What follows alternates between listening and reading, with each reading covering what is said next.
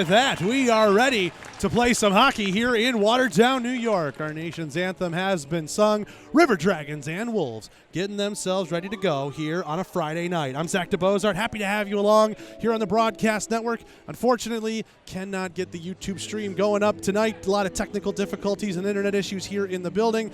We're hoping to have at least most of them corrected by Saturday. If not, could be another radio-only game there. Still not sure. Oh, and would you look at this? Was wondering why it was taking a little bit for all of our anthem singer and pregame ceremonies to get off the ice. It turns out our anthem singer tonight was just proposed to down there at the tunnel, and the crowd roars in approval. What a wonderful moment here in Watertown. Just as we're ready for two teams to get ready and try and beat the heck out of each other. Flags go off the ice, and the newly engaged couple also leaves shortly after them. Let's get ready for some hockey, folks. This one's going to be a lot of fun. Columbus against Watertown. River Dragons dressed in the road whites sash Columbus across the chest. White helmets, black shoulders, black pants, and black numbers with red trim. They go left to right across your radio dial and eventually on the YouTube screen when we get this back and tape delayed going good. We're sitting here in the corner. We can basically look at every detail on Bailey McBurney's helmet, who is going to be to our left. McBurney getting the start against his counterpart, netminder on the other side. That's number 1, Brendan Colgan. The Watertown Wolves, they are dressed in the home blues, blue helmets and blue pants with silver numbers, secondaries, and striping on the pants with white trim. They are going to go right to left. Our ceremonial face-off has been conducted by the two captains, Josh Petrantonio and Justin McDonald. And with that, there's nothing left to do but play some hockey here in Watertown. Took a little bit, obviously some delays on the network side, the delays here in the arena, but we should be good and ready to go. Full barn here in Watertown. It is darn near packed to the brim.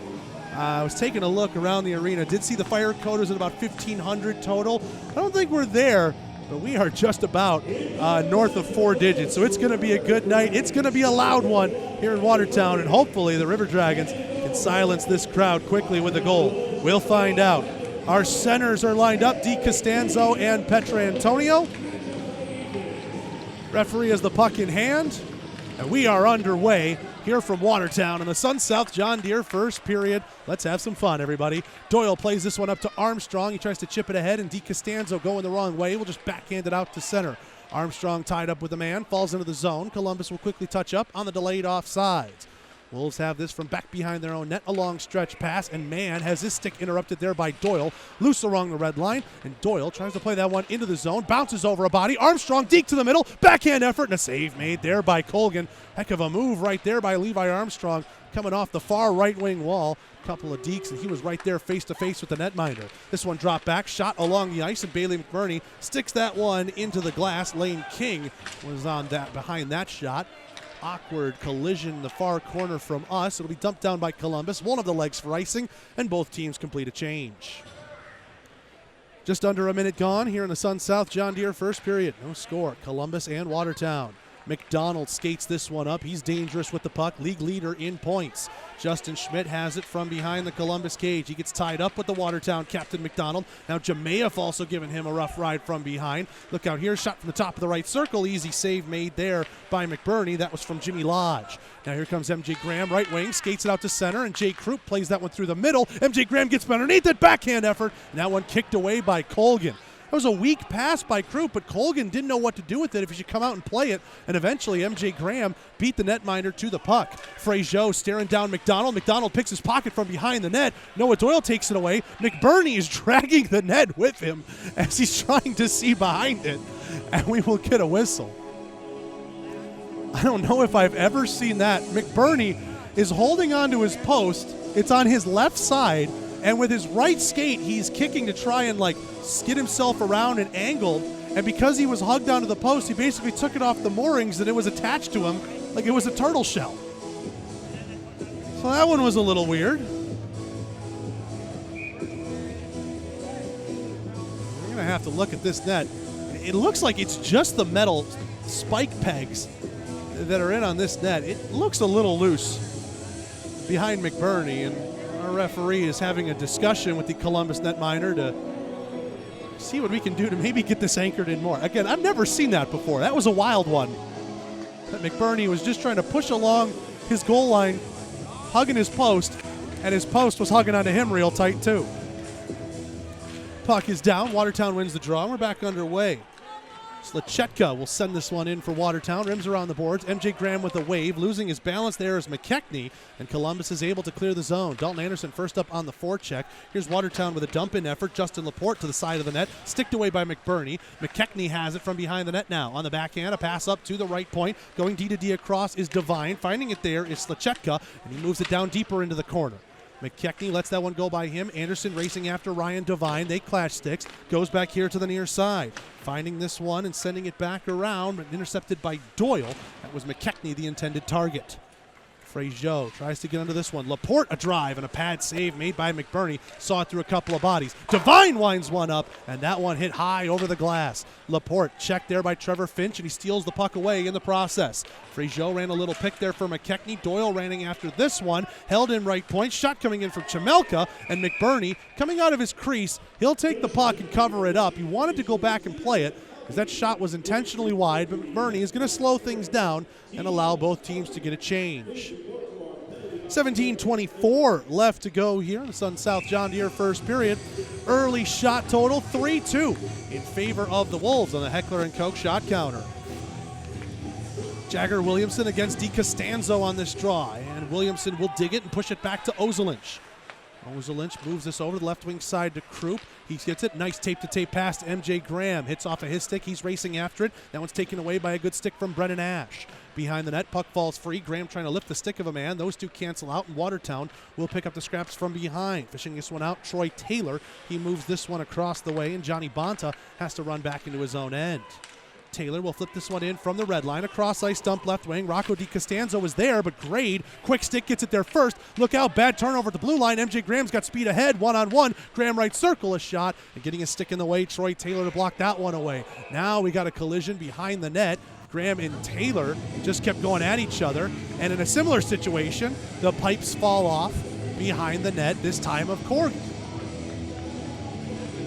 So Colgan goes and takes a quick lap around his goal line as the linesman reset his net. 16:43 to go in the first. It'll be an offensive zone draw. No, a neutral zone draw opposite the Watertown bench. They say MJ Graham was the man at fault for why that net came off. Watertown wins the draw through McDonald, and we're back underway. Far side wall, now playing it up to the near. Here's Josh LaBelle, sending that one in on net on McBurney, and he will cover it up for a whistle as the defensemen weren't in a position to take a pass.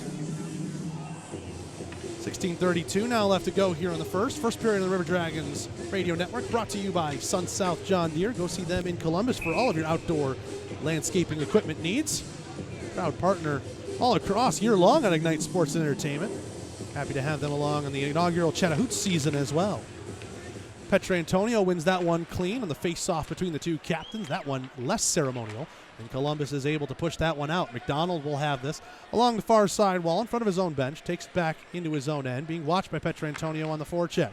Pushing it up to the neutral zone, working out of a feet, and a good touch ahead, finds Jemayev, but it was too far ahead for him, and Frazier will put it into the zone. Finch right circle, trying to play that one to the middle, blocked by a Watertown skate, and the Wolves will escape through the near side. Finding this one, Jimmy Lodge. He's got some speed ahead, trying to get around Justin Schmidt. Lodge fires back door, and nothing doing there as McDonald got tied up with Frazier. McDonald was looking for a call, and none was coming from either of the Orange Bands. Petrantonio will flip that one in, start up a Columbus line change. Lane King sends that one ahead. Here's McDonald with speed ahead. Staring down Ozelinch, looking for the pass on the backhand to the middle. Firing save made McBurney. Jimmy Lodge caught that one clean in the slot, and McBurney faster on the glove hand. Makes a nice save there. 15:38 to go here in the first to keep this game scoreless. You can just tell the Wolves right now, they're fast. They get up and down the ice quickly, and they attack that blue line with speed. It really makes life difficult for the defensemen skating backwards, trying to keep up with them and cut down angles. Here's Brandon Day. First time we called his name, and this pocket is quickly picked by Doyle. MJ Graham with this one ahead. Graham a little spinorama to try and get around one. Backhand to the left wing circle. And that one's intercepted by a trailing Ryan Devine. Graham intercepts on the outlet attempt. Graham dekes one way, left circle, fires a shot, and it looked like he missed, trying to go for the top right corner. Trying to flip this one out, and succeeding are the Wolves. Doyle from the red line plays it off the wall. Bersani one touched into the path of Graham. He's trying to get through his man. That's Lachetka. He does. Short angle shot, and that one's shrugged away by Colgan. In the corner, Bersani checks his man. Graham also involved. Loose there for a moment. Doyle top of the right wing circle. Couldn't settle it and pull the trigger. Blocked in front there by Day. Columbus still with possession as Grade moves it into the left wing side. Down in the corner, Krupp involved in a board battle, but this one will get sent around, and Jemayev will have it here, and he pushes it ahead, and out comes Watertown out of their own end. Flipping this one down, Cole McKechnie and the Wolves will get a wholesale change behind this. Columbus ushering Grade to move quickly as he's already taken it from behind his own net, trying to catch him in a change. Being watched by Mann, Grade will dump that in and he finishes his shift. Colgan takes it behind the Watertown net. 14:20 left to go here in the first. Still no score between the Wolves and the Dragons. Schmidt filters one ahead lightly. Jagger Williamson at the red line. Couldn't get it off the stick of DiCostanzo. He'll be flipped into the zone. Left wing side. Fraziot looks over his shoulder. Takes a check there from Mann. Held in right point only for a moment. And this one will be dumped down. Got a touch by Armstrong, so no icing here. Wolves get the possession back. They are moving with this right wing side, That one gets dumped and it actually hits the netting just above the short glass. And so we will get a 30-second media timeout. 13:54 left to go here in the first. No score. Columbus and Watertown on the Columbus River Dragons Radio Network. Work on your property never ends. Whether you're mowing, tilling, planting, grading, drilling, hauling, or anything in between, come see us at Sun South. We'll help you find the John Deere tractor that's right for you with the implements you need to get your projects done faster, more efficiently, and more affordably. And right now at Sun South, you can get 0% financing for 72 months on select John Deere tractors. Come see us at Sun South. Equipment for those that do. Some restrictions apply. See dealer for details. Offer expires November 30th, 2021.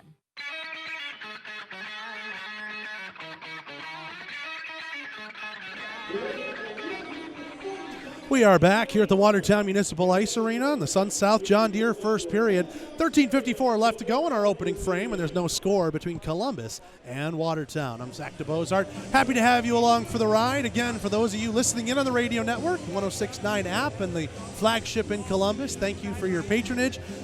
Internet issues here in the building. We've been told the Watertown stream might be struggling a little bit as well, so had to dedicate all the resources they could over there and still have an issue. So we're happy we're just able to get a radio feed out, and we'll turn something of an archive into this game. Cannot wait.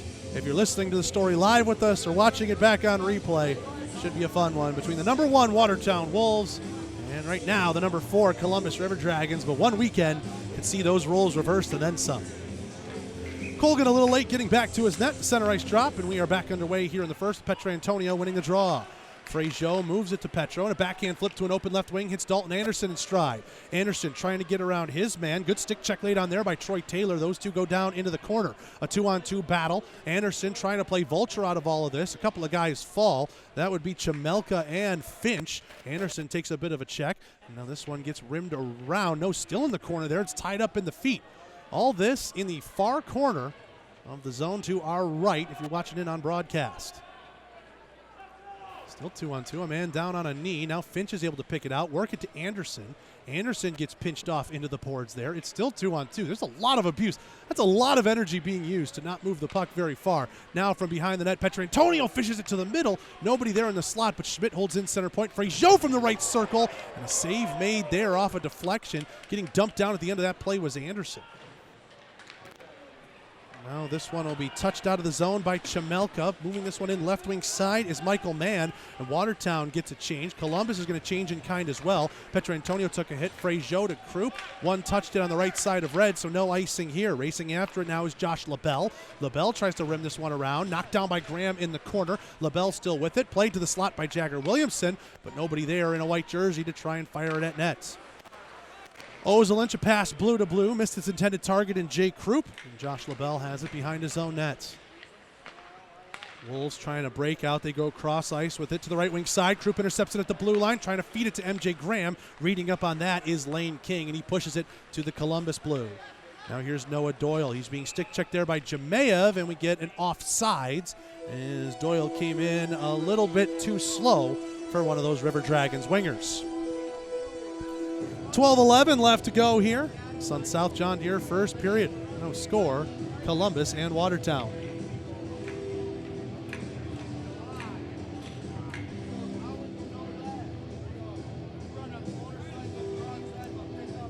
discussion at the Columbus bench. Not sure what that was about, but we're ready to play on, and Bersani wins the draw. Doyle and Ozelinch play a little catch. Look out. Bersani got turned over by McDonald. McDonald left circle. A shot. Good block there by Doyle. Rebound effort to Mayev, and he just sent it wide of the glove hand. Petrantonio trying to turn this one up ice. River Dragons have numbers. Petrantonio left wing 3-on-2 as he hits the line. Pass to the middle, and it went through Armstrong's stick. Bersani has it in the corner. He gets checked. Armstrong trying to filter it through on a cycle. He'll just put it back deeper in the corner. Behind the net, Petrantonio to Bersani, and a save made there by Colgan. That's a nifty pass right there by the Columbus captain. From behind the net, passed it basically behind him, going away on the backhand. Was able to get it to Bersani, but Colgan heads up. If he would have gone to his far post, that's an easy tap in for Bersani. Colgan was aware of the move, makes the save, and gets the whistle. 11:41 left to go here in the first. Jagger Williamson wins the draw. Grade has it. Top of the right circle. He scores!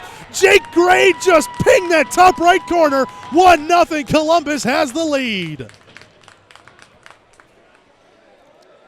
I don't know what the broadcast camera view had from that, but our angle down here in the corner, we might be the farthest away from that goal, but we had a great angle down the line of sight for Grade. Colgan was screened a couple of different ways, and Grade finds Twine, top right corner, and gives the opening goal in favor of the River Dragons. Grade, his second of the year. We're back underway. Watertown wins the draw, dumps it into the far side corner. Frazier involved in a battle there with Bonta, and Krupp will find it out of the scrum. Krupp trying to geometry it off the far side boards. That one intercepted by Devine, and now Grade takes it back away. Here's Graham in over the line, right wing side. MJ Graham fires one, and a blocker save made there by the Wolves netminder. Krupp will backhand flip that one into the zone. Behind the net, it'll be found here by Slachetka.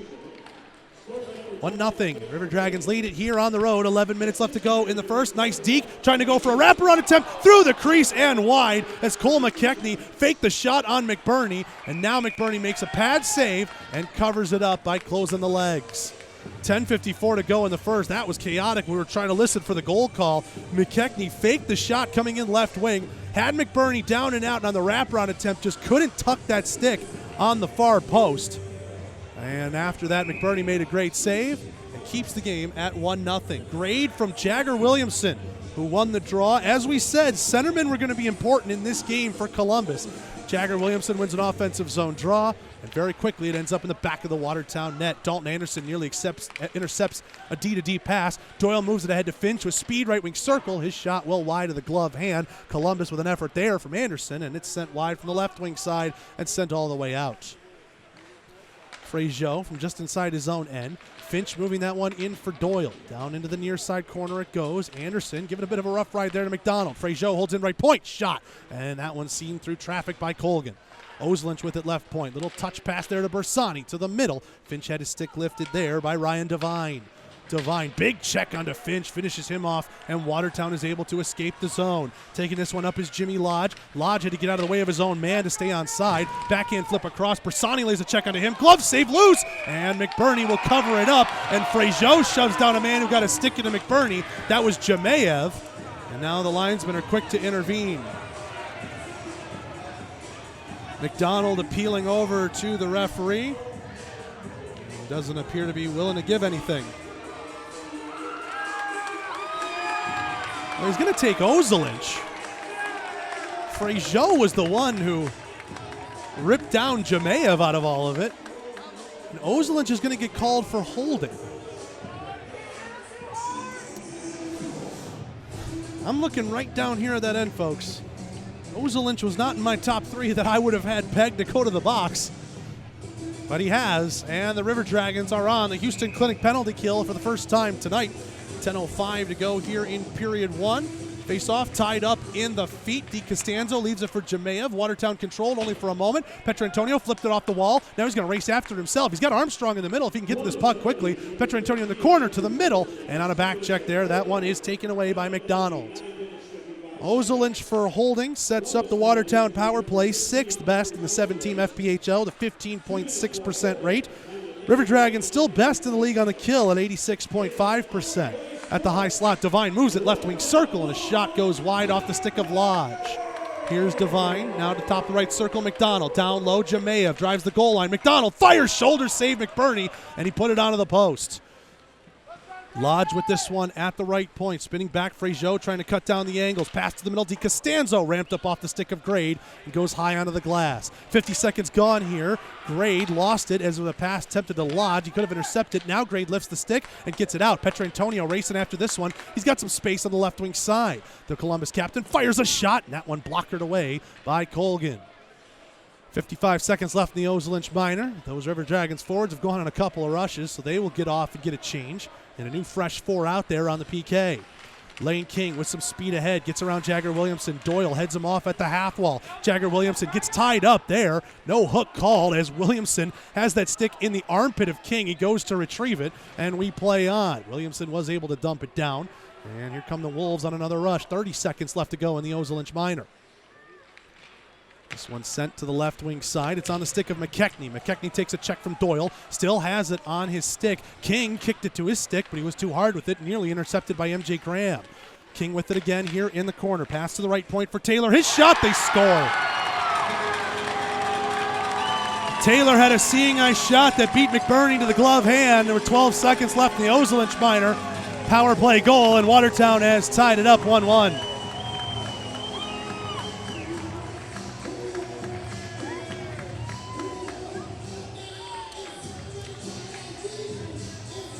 Judging by the body language, that'll be Troy Taylor's first of the season. Let's pause 10 seconds for station identification on the Columbus River Dragons radio network.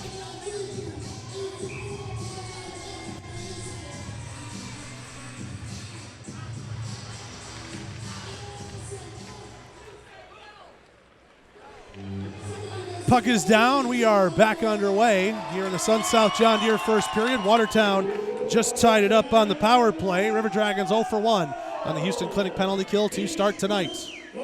Fraziot from the far circle in his own end sends this one a long way. Icing is on, and we will get the call, and we'll get immediate timeout. We'll update you on that goal after this on the Columbus River Dragons radio network. The benefits of a Kinetic membership extend far beyond convenient banking solutions, competitive rates, and financial advice. Kinetic Credit Union focuses on the unique needs of our members while supporting and improving their lives. At Kinetic Credit Union, they recognize that your financial goals are unique. That's why we're offering the Smart Steps Financial Education Program, a personalized learning experience to help you plan around your individual financial situation and aspirations. Kinetic Credit Union.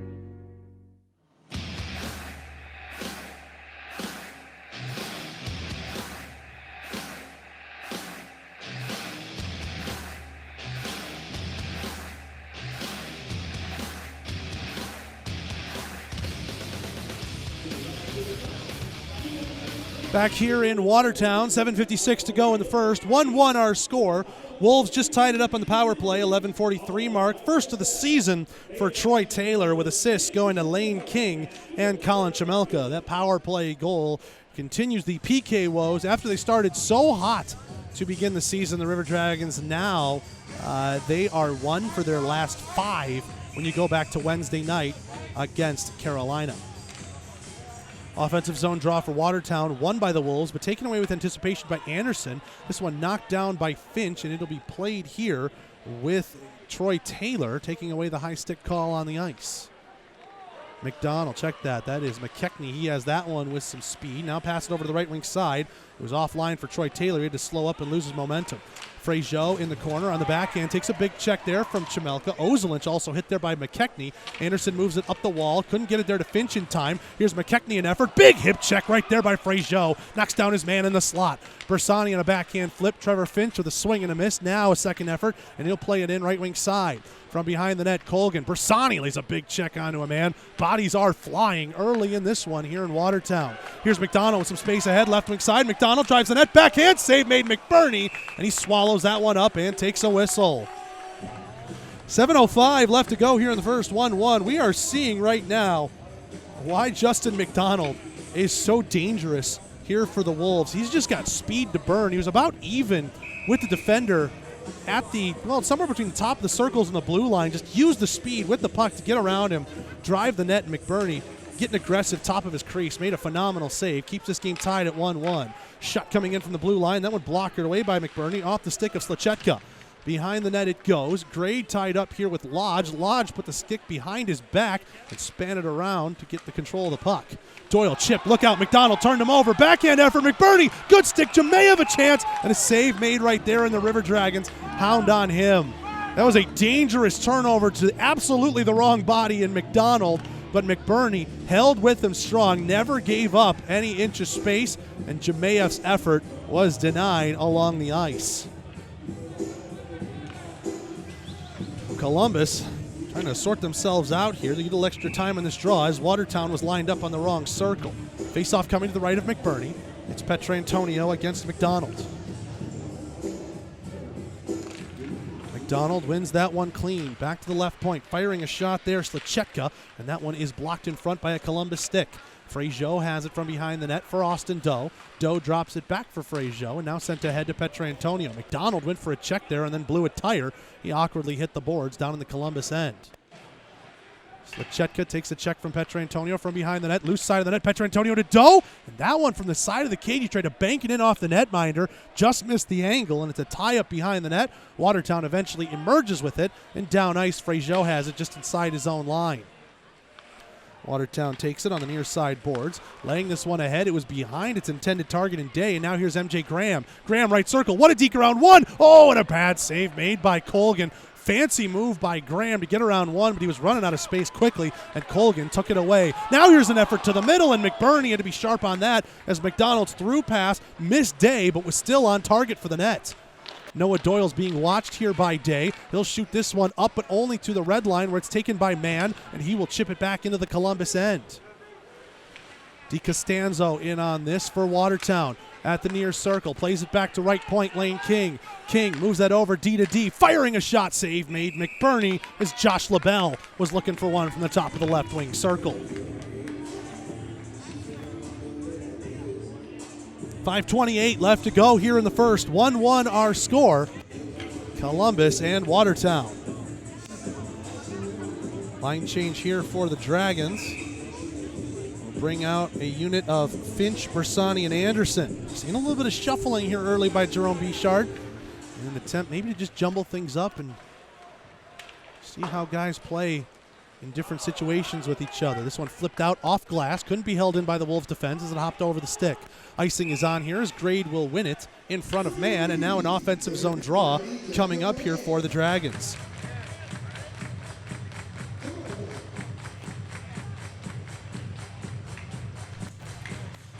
Face-off coming to the left of Colgan. Same unit out there for Jerome Bichard. Bersani set to take this draw. Looks like here against DiCostanzo. Bersani will win it. Grade at the right point. Rims it down into the corner. Being held up there is LaBelle tied up with Bersani. Now it moves to the half wall. Finch cuts off a man, but Bersani's rubbed out there by LaBelle. Big check as those two go down to the ice. And Bersani's in a little bit of discomfort. Bersani's holding on to his head here. Not sure if he's just a little bit shaken up or what. Tough for us to see far down there, about 200 some odd feet. Bersani slow to get up, but he's back and skating under his own power. Hopefully he just got the wind knocked out of him more than anything. 5 minutes even left to go here in the first. Looks like our next whistle will be our media timeout. And it'll be a neutral zone draw as Bersani, the one being down, had the cause for whistle, and you lose the offensive zone when that happens. Petrantonio pleading his case, trying to get a last play whistle, but to no avail. Shots on goal right now tell the story of possession. 14-6 in favor of Watertown in the Heckler & Koch shot counter. But right now it's dead even, 1-1. As we get the buzzer sound just as the puck was dropped. Goals from Grade at 8:23, and then Taylor for the Wolves on the power play at 11:43. That's how we sit at 1-1. Not quite sure what that horn was for. And we will drop it again. The neutral zone dot opposite the Watertown bench. Columbus wins it. Schmidt bobbled it though on a D-to-D pass. Has to play it off the boards in front of his bench. Kicked into the zone by the Wolves. And delayed offsides. They touch up. Grade long stretch pass. Hit a Wolf stick. That was DiCostanzo, so no icing. Rimmed around by Colgan. On the far side wall, Doe tries to pinch off his man. Watertown can't come out with it as it's headed off at the point by Armstrong. DiCostanzo pushes that one into the path of Taylor. He fires a shot. That one ramped up off of a stick and was awkward for McBurney, but it was going high the whole way. Petrantonio ahead for Armstrong. He'll just skate that one in right wing side, dump it in, and complete the change behind him. DiCostanzo checked there by Armstrong. He drops it back behind the net. It's found here by Ryan Devine. Devine with this puck. Far side circle in his own end. He'll backhand flip it out to center. Couple of Wolves want at it. DiCostanzo will eventually have it. Poked off his stick. Now here's Day with it here. Day with it on the backhand. Weak pass. Krupp will finish him off behind the net. Krupp ends up fishing it out. Found by Levi Armstrong, far circle. Now it's taken away. Right point held in by King. King works that one down to Laporte. A shot, a save made McBurney as he covers that one up. And we get a whistle. 3:54 left to go in the first. Another 30-second media timeout. We're back here on the Columbus River Dragons Radio Network. Work on your property never ends. Whether you're mowing, tilling, planting, grading, drilling, hauling, or anything in between, come see us at SunSouth. We'll help you find the John Deere tractor that's right for you with the implements you need to get your projects done faster, more efficiently, and more affordably. And right now at SunSouth, you can get 0% financing for 72 months on select John Deere tractors. Come see us at SunSouth. Equipment for those that do. Some restrictions apply. See dealer for details. Offer expires November 30th, 2021.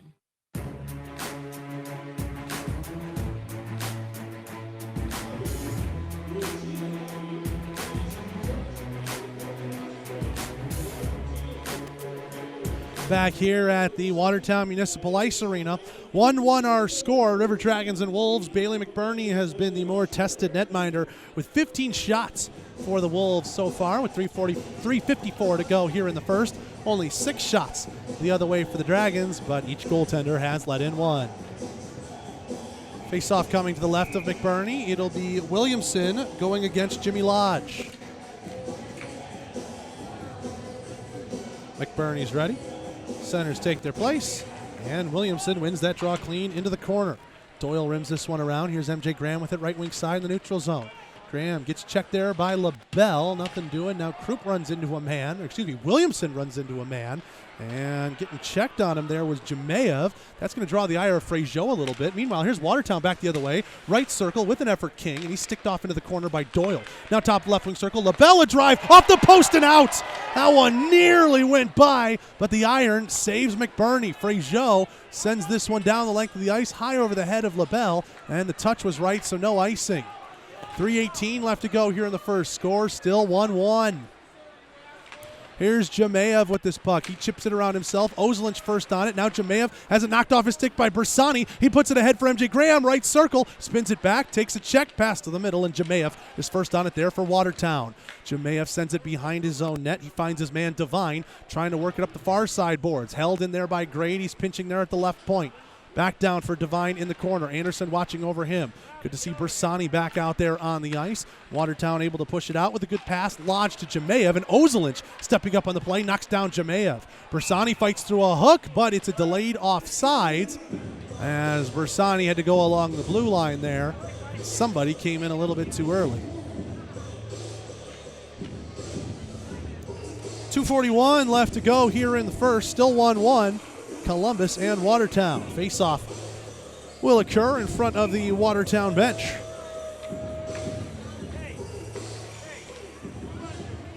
That one clean by McKechnie. And the Wolves play a little catch D-to-D, and behind their own net they'll have it. Attacking right to left across your radio dial here in the Sun-South John Deere first period.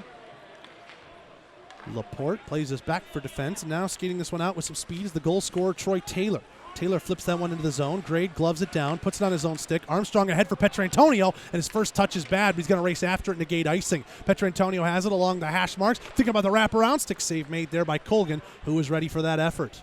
Off the far side wall, Columbus is able to intercept it. Doe, he's reaching for it, being in a battle there with Bonta, and it just falls out of the zone. Fraziot has it at the red line. Armstrong on the backhand chip. He got bothered there, and it's sent down into the Columbus end, and heading off for a change is Devine. Frazier up ahead. Here's Anderson with some speed. Anderson knocked off his stick by DiCostanzo, who took a good angle to him. Anderson plays a check onto Slachetka. This one goes across ice, and Watertown has possession, moving it into the path of DiCostanzo. Schmidt with a good stand-up move at the blue line, prevented that puck from going any farther, and now Schmidt's got it in his own end. Lays this one over to Finch, and Anderson had that one pop over his stick at the wrong time. 90 seconds left to go here in the first. Still 1-1, Columbus and Watertown. Frazier, good feed pass ahead to Bersani. He's with it, right wing circle at the hash marks, fires, stick save made, rebound loose, and Finch was sandwiched between a couple of Wolves, couldn't get his stick on it. Now the Wolves come back the other way. A pass to the left wing side is out of the reach of Michael Mann. Schmidt with a check. Oh, and he knocked the stick out of Mann's hand. Justin Schmidt didn't put too much effort there on the stick of Michael Mann. And that's the standard in today's pro hockey. If that stick gets knocked out, it's going to go down as slashing. Trust me, I've seen Justin Schmidt two-hand somebody a heck of a lot harder than that. Man drops the stick, and it's another Houston Clinic penalty kill for the River Dragons. Schmidt 2 minutes up on the board with 1:10 left to go in the first. The River Dragons will hope to get out of this period first. Just held in along the blue by Ryan Devine, who gloved that one down at center point. Jemayev with it. DiCostanzo to the middle. Lodge playing it back high slot. McDonald wasn't ready for it. Couldn't kick it to his stick. McDonald with it at the hash marks, playing this one across crease, and Grade finds it, dumps it down off the hand of Devine. He can't hold that one, and he'll pick it up in front of his own bench. Under a minute to go here in the Sun South John Deere first period. 1-1 our score. River Dragons are 0 for 1 on the Houston Clinic penalty kill tonight, and Doyle dumps this one down to kill off some more time here in the frame. 35 seconds left to go here, and over a minute 20 left in the Schmidt slashing minor. McDonald with speed ahead, left wing side, being watched by Williamson. He's at the bottom of the circles with it now. McDonald wrapping it around, now moves it to Jemayev, right circle. Back down to McDonald at the bottom. McDonald checked there by Ozelinch to the center point. Devine just able to hold it in. Williamson trying to apply pressure. That got over Frazier. Pass to the middle from Lodge. DiCostanzo a shot, and a save made by McBurney. Slot opened up there for a moment, and Jimmy Lodge heads up play there to realize it. Put a weak one on the backhand towards it, and DiCostanzo had an effort towards McBurney, but not a lot to shoot at as the netminder had taken out the angle. There's a dozen seconds left to go here in the first. Jagger Williamson ready to take this draw against the Watertown captain, McDonald. Williamson wins it. Ozelinch in the corner, plays it up the wall, held in by Devine, right point. McDonald, 6 seconds left. He's at the dot, looks, fires, blocked by Ozelinch. That one goes up into the netting and out of play with 3 seconds now left to go here in the first. Lodge and Frazier getting to know each other a little bit near McBurney's crease. And the linesmen are doing a little flyby to intervene. We'll do one more draw here in this period, coming up to McBurney's right. Watertown's going to have to win it clean and play something quick. Colgan's off the bench, too, so it's a 6-on-5. Williamson wins it clean, and Ozelinch puts it into the corner. 1-1, we are tied through 20 minutes of play. I mentioned at the end of the pregame show, center play and faceoffs are going to be big. Right now, I would say Columbus is doing a very good job in that, but the penalty kill has all of a sudden fallen cold. That's how Watertown got theirs on the board to tie us up at 1-1. Grade had the initial goal, then it was Troy Taylor. A couple of defensemen with the early goals here in this one. Let's take a break. When we come back, the John Emerald Distilling First Intermission Report is next on the Columbus River Dragons Radio Network. Work on your property never ends. Whether you're mowing, tilling, planting, grading, drilling, hauling, or anything in between, come see us at Sun South. We'll help you find the John Deere tractor that's right for you with the implements you need to get your projects done faster, more efficiently, and more affordably. And right now at Sun South, you can get 0% financing for 72 months on select John Deere tractors. Come see us at Sun South. Equipment for those that do. Some restrictions apply. See dealer for details. Offer expires November 30th, 2021. We know that juicy, cheesy, grilled to perfection burger sounds amazing, but it does sound like something is missing. Pepsi, baby! The yin to this burger's yang. Burgers and Pepsi go together like burgers and Pepsi. This perfect blending of flavors makes every bite of lettuce, every sesame seed on the bun, and every sip of that crisp, refreshing, ice-cold cola a journey to Foodtopia. Burgers, better with Pepsi. That's what I like. Is that the sound of an ooey gooey cheesy crunchy slice of P-I-Z-Z-A? Obviously, but as good as that sounds, we think it can get even better. Oh yeah, that's the sound of a freshly opened fizz-filled Pepsi. The only thing that can take this flavor medley of crunchy dough, mouth-watering cheese, and savory sauce to the next level. How about another bite? Pepsi and pizza sound like a match made in heaven and taste even better. Pizza, better with Pepsi. That's what I like. In 1999, Watley Convenience Stores opened its first Zelmo Zip-In. Our first store was in Leesburg, Georgia, and followed quickly by our second store in the Columbus, Phoenix City area in 2000. Since then, the brand has grown to include 11 stores in the Chattahoochee Valley and Southwest Georgia. Zelmo's is an anchor in the communities it operates in. Our managers, employees, and vendors are all an integral part of the neighborhoods and communities we serve. We are proud to call these areas home and plan to continue growing with and serving the communities of West Georgia and East Alabama. Zelmo's, fueling life's passions. Progress. It's the belief that your life should be easier, that life should be fun, and that the best is yet to come. With us, you have a provider who pours everything into bringing progress home. And it's not just some big name in a faraway glass tower. That provider is here. That provider is Beam. With local service and faster internet, the only place you're going is forward. And we're taking you there. Progress. Your Beam. Your way.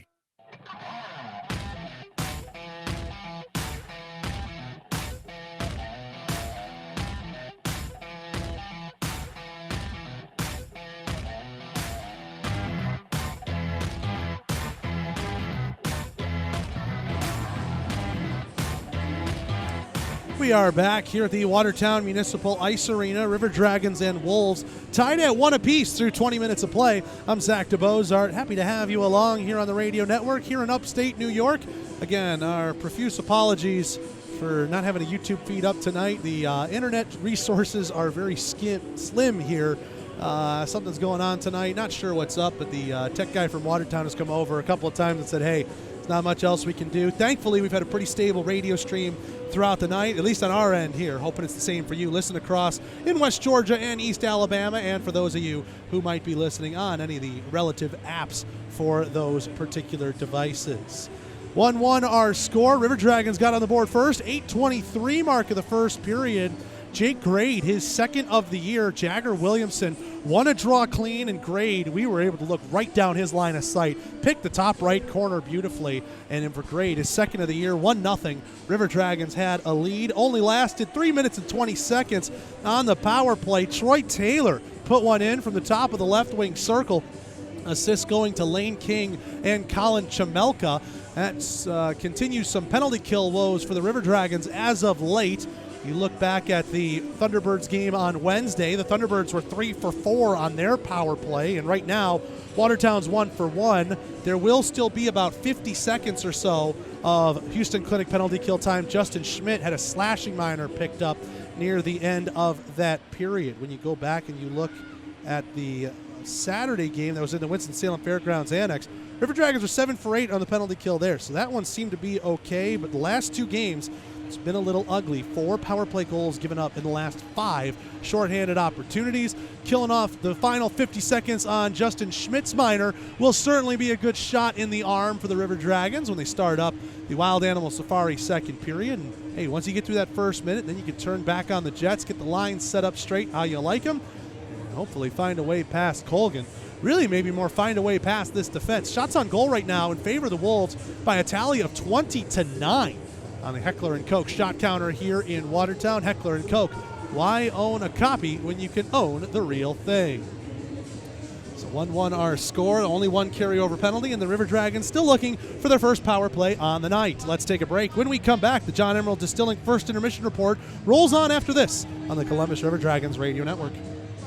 The Chattahoochee's favorite place for spirits in the valley is John Emerald Distilling Company in Opelika. Conveniently located in beautiful downtown Opelika, they're open Monday through Saturday for tours, tasting, and bottle sales. Not in Opelika? No problem. From Birmingham to Columbus, there's plenty of places where John Emerald originals are sold. Check out some of their favorite recipes at johnemeralddistilling.com and give them a follow on social media at JED Spirits on Twitter and Instagram.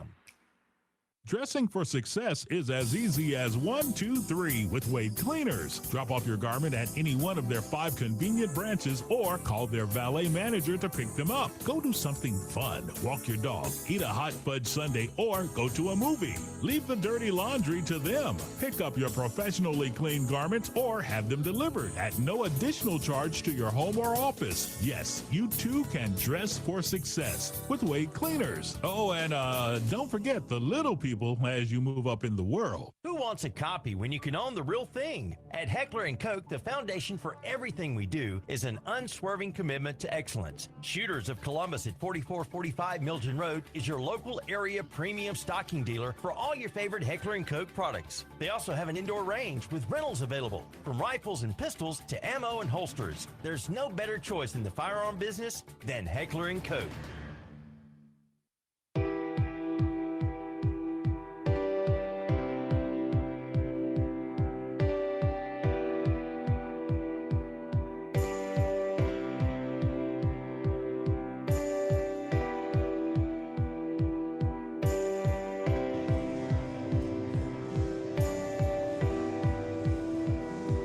We are back here at the Watertown Municipal Ice Arena.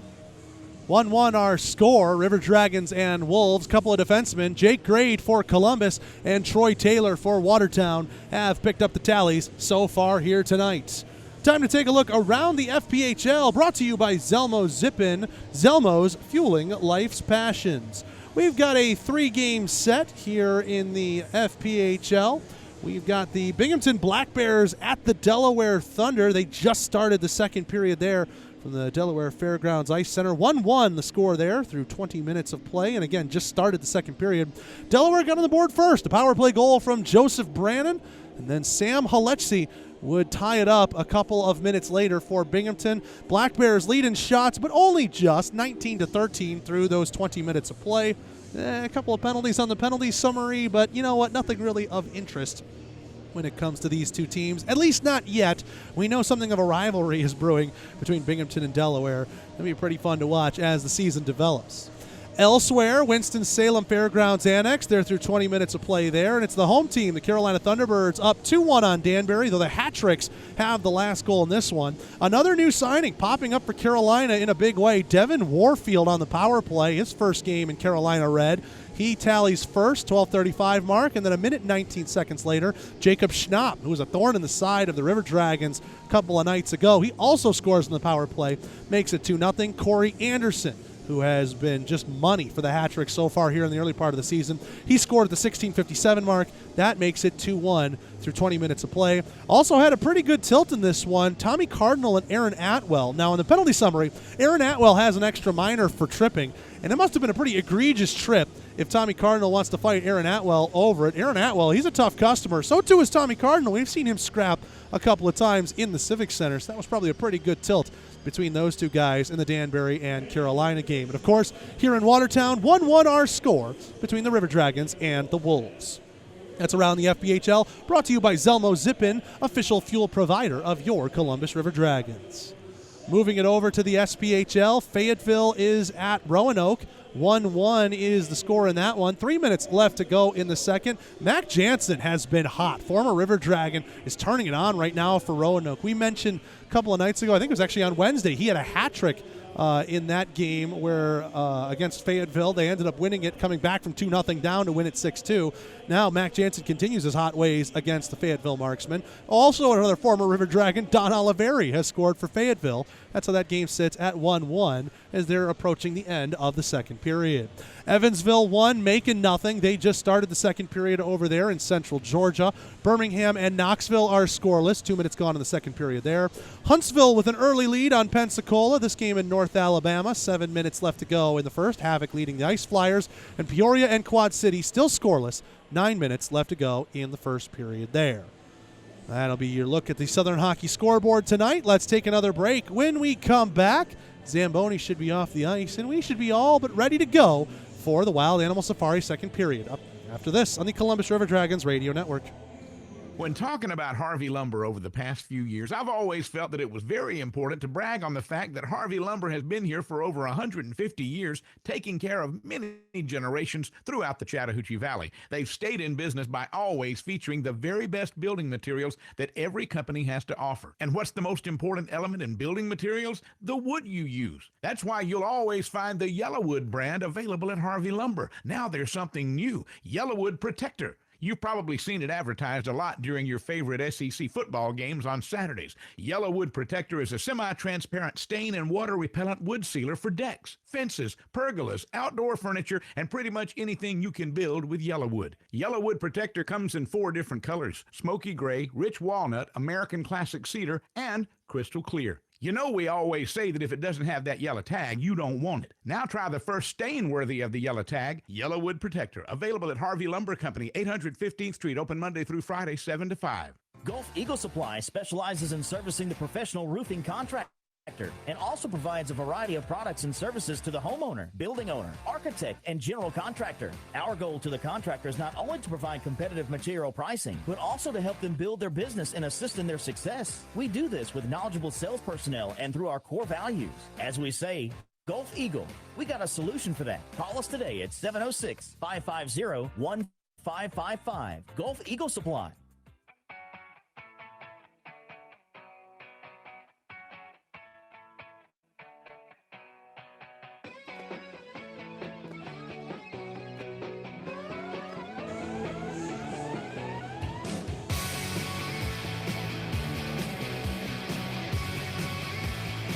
Welcome back into the Watertown Municipal Ice Arena on the John Emerald Distilling First Intermission Report. John Emerald Distilling, headquartered in Opelika, Alabama, but if you can't get out to Opelika anytime soon, check out a couple of places here in Columbus that are carriers of the John Emerald Distilling line of products. Of course, you're looking for them for your own personal use to have at home. Check out the Bottle Shop, and if you're looking to have it while you're out and about enjoying a meal, the Nonick Beer Bar and Kitchen in downtown Columbus, or Jarfly on 13th Street. All proud carriers of John Emerald Distilling products. John Emerald Distilling, official partner of your Columbus River Dragons, and proud presenter of the John Emerald Distilling Coaches Show that you can hear right here on all these same radio stations every Tuesday night, 6 to 7 p.m. Myself, Jerome Bichard, a special player guest. Occasionally, Scott Brand likes to get in there as well, mix it up, talking about everything that happened in the weekend that was and previewing the upcoming set of games for your Columbus River Dragons. 1-1 our score here, Watertown and Columbus. It's a couple of defensemen on the board, but I tell you, the Wolves, for lack of a better cliche, are just hungrier right now than the River Dragons, 20-9. The shot counter really tells the story of possession time and attack zone time between these two teams, but Bailey McBurney has been phenomenal. He has been up to just about every shot he's been able to see, and I say that because the Troy Taylor drive during the power play, I don't know if he could see it. It looked like it was a bit of a screen effort in front. Colin Chamelka, though he was the one who pointed back, said, I didn't get a tip on that. Looked to be the defenseman's. So everything McBurney's seen, he has been tall to, and he's going to have to keep that up if this game continues on its current trajectory. Love to see the guys banging the bodies and throwing it around as much as they have been, but eventually you got to connect some passes, catch it, and turn it up ice. You've seen guys like Josh Petrantonio and MJ Graham have no fear. Skate in on the wing and find out what you can do on a move, either cut it back or drive it down low towards the net. Need to have more bodies like that, because the way Watertown is attacking the blue line and coming at the defenseman with speed, they're doing it down the bench. Right now, Columbus maybe only has a couple of guys doing it, and that can really tell you about the attack zone time difference. The face-offs, on the other hand, one of the keys to the game that I had pointed out near the end of the pregame show today, I thought very much it would come down to how many face-offs can you win can really set you up well in terms of maintaining the puck. I think Columbus has actually won a majority of the draws in that first period of play, and yet it is Watertown more than doubling up the River Dragons on shots. So in the period of long change, you got to keep those legs moving. Got to be smart defensively. Haven't seen too many odd man rushes go either way, so it's been good on that front. But what will changing ends do in terms of the dynamic of that part? You'll have to tune in as the Wild Animal Safari second period starts up in just a couple of minutes. For right now, though, we're going to take a break and conclude tonight's John Emerald Distilling First Intermission Report. Second period up next here on the Columbus River Dragons Radio Network. The Chattahoochee favorite place for spirits in the valley is John Emerald Distilling Company in Opelika. Conveniently located in beautiful downtown Opelika, they're open Monday through Saturday for tours, tasting, and bottle sales. Not in Opelika? No problem. From Birmingham to Columbus, there's plenty of places where John Emerald originals are sold. Check out some of their favorite recipes at johnemeralddistilling.com and give them a follow on social media at JED Spirits on Twitter and Instagram. At the Country Inn and Suites by Radisson, you'll enjoy comfortable accommodations close to Columbus State University, Fort Benning, and of course, the River Dragons games. Conveniently located at 1720 Fountain Court in Columbus, you'll be minutes away from all your favorite Columbus destinations. Free high-speed Wi-Fi and hot breakfast always available too. So whether you're staying for business or for pleasure, make your next stay in Columbus a comfortable one at the official hotel partner of the River Dragons. Country Inn and Suites by Radisson. Oral and maxillofacial surgeons Mark Sawicki, Lee Allen practice a traditional scope of oral and maxillofacial surgery with over 60 years of combined expertise, ranging from oral pathology to wisdom tooth removal. They perform a full range of dental implant and bone grafting procedures, as well as non-invasive surgical facial cosmetic procedures. That level of expertise is why the River Dragons trust them. Call them in Columbus at 596-1757 or in LaGrange at 884-2655.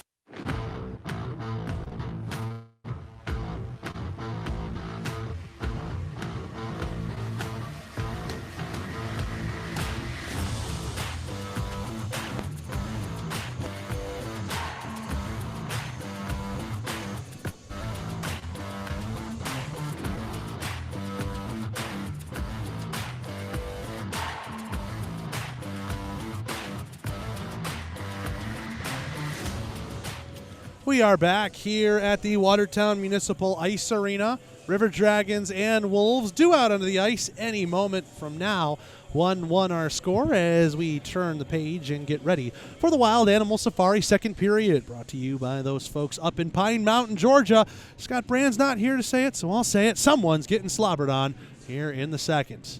Referees are out onto the ice, and our teams are coming out in just a moment. That also gives us some time to tell you about a heck of a situation coming up later this season.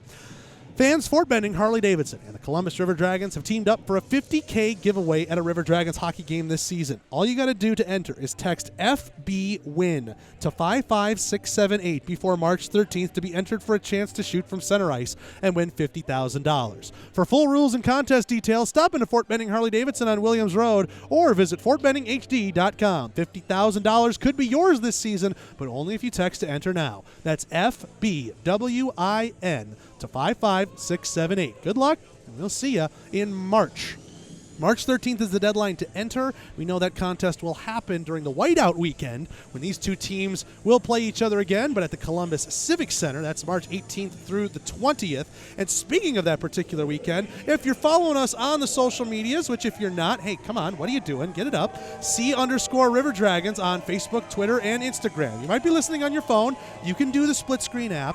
Go ahead, find us on your favorite social media and give us a follow there. Now, what we did on that is earlier today we revealed the whiteout weekend jerseys, an all-white look, a tealed-out logo, and while it wasn't revealed in the actual picture, we can tell you white socks, white shells, the white helmets they wear with this current setup they got going on, it's going to be a very clean look for whiteout weekend when the Watertown Wolves come on down to the Civic Center back in March. Remember, for all the latest news and updates on the Dragons, follow us on social media, C_River Dragons, Facebook, Twitter, Instagram, and when Watertown fixes their internet here, the YouTube page as well. River Dragons dressed in the road white jerseys, sash Columbus across the chest, white helmets, black pants, black secondaries, and numbers with red trim going right to left across your radio dial here in this second period of play. Bailey McBurney, 19 saves on 20 shots so far in this one. Over to our left, Brandon Colgan, 8 saves on 9 shots, and the Wolves dressed in the home blues, blue helmets, blue pants, silver belt, shoulders, and striping on the pants with white trim all around. They are going to go left to right across your radio dial. Referee has the puck in hand. Justin Schmidt has 51 seconds left on his minor penalty picked up at the end of the first. DiCostanzo is out there for the Wolves. He'll be going against Josh Petrantonio. We're back underway. Wolves have won the draw. Houston Clinic penalty kill is back underway. Devine moves this one over to DiCostanzo. Cross-ice pass intercepted by Petrantonio. One-on-one here with Devine. Petrantonio right circle, couldn't settle a bouncer, fires a shot. Loose there for Armstrong. That one sticked away by Colgan. The net is off behind Colgan, and he's waiting. Now he's going to pull it back as Watertown has secured possession back. This has killed off a good number of seconds, though. 25 ticks remaining in the Schmidt minor. Coming up with this one is Lodge, looking for a pass to the middle. He stops it up right wing corner, rims it around, held in left point by a streaking Devine. Petrantonio comes up to attack on him, ramps up off of his stick and goes into the steel girders and out of play here in Watertown. 15 seconds remaining in the Schmidt minor. 1-1 our score. Surprised we haven't talked about it yet. The very low ceiling that we have here in Watertown. Surprised we've only seen one puck go out of play over the top. Plenty can go out of play from the sides with a fully fenced-in area, if you will, with the protective netting all around here for the crowd. Columbus wins the defensive zone draw and sends it down the length of the ice with 3 seconds left to go in the Schmidt minor. Colgan plays that to an open wing near side. Doyle holding on it here for a moment as Schmidt gets out of the box. Watertown made him wait, made him pay, and now it'll be dumped down into Columbus's end. Jagger Williamson left it back. Here's Justin Schmidt finding this puck. Look out, turned over by Jamayev. Shot there and a save made by McBurney, sliding over to the back post near side.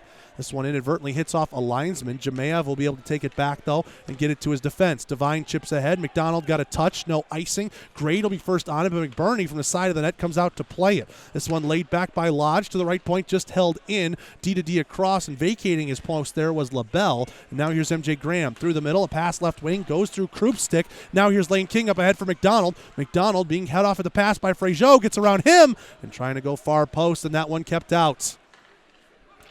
D by Watertown, holds it in right point for King. McDonald backhands it down into a corner. Here's Lodge with an effort towards net. That one hit the side of the cage and nobody home in the slot. Now Columbus picks this one up. Schmidt into the feet of Kroup. He'll dump that one in left wing. Rims all the way around. MJ Graham first on it there, right wing hash marks. Graham couldn't get around McDonald, and that puck will be free now for LaBelle. He moves it to King, takes a light check from Bersani, and drops it back behind the net. Josh LaBelle takes his time to skate this one up ice. LaBelle moves that one over, a wave and a miss from the left winger, and Frazier will just have the angle in front of his own net to win that race to the hash marks for icing. 17:50 left to go here in period 2, and the River Dragons have an offensive zone draw coming up to Colgan's left. Hunter Bersani ready to take it, directing a little bit of traffic. He'll be taking it against McKechnie, who whispers something over to Josh LaBelle. Bersani wins it clean. Finch the shot, inadvertently blocked, and it will go around the near side boards. Ozelinch pinches off Chemelka, but the puck does go down all the way into the Columbus end. Ozelinch has this one. A pass ahead, goes off a Watertown body. That's McKechnie. King now moves it back up for him. McKechnie with this right wing circle. Couple of dekes, toe drag, trying to bring it back. Lost the handle. A drop pass intercepted by Finch. He filters it through, and now there's some space ahead for Bersani. River Dragons have numbers. Bersani, right wing circle, waits up, backdoor pass. What a save, Colgan! Noah Doyle got a stick to it, but it just popped up in the air off of him, and Colgan was able to get his body across right side and swallow it up. Good patience by Bersani, good speed from Doyle, but ultimately, all for naught, as the Watertown netminder perhaps has made his best save of the game. 17:19 left to go here in the second. 1-1 our score. Petrantonio to take this one against DiCostanzo. Late change for the Dragons is Armstrong. There's the straggler out there, and Petrantonio will get waived because of it. Armstrong will come in to take it. Scott Brand somewhere is screaming about this rule. But we play on. Watertown wins the draw, and Taylor has it back behind his own net. Moving this over to DiCostanzo, left wing side. He skates with speed ahead at the red line. Pinched off there by Grade for a moment. It goes down behind the Columbus net. Frazier sends it back from whence it came along the far boards. Frazier will have it again at the bottom of the circles. Look out, coming in on a big-time run was DiCostanzo trying to read that one. Taylor has it right point, and that one goes high over the bar on McBurney. Held in by Brennan Ash, left point.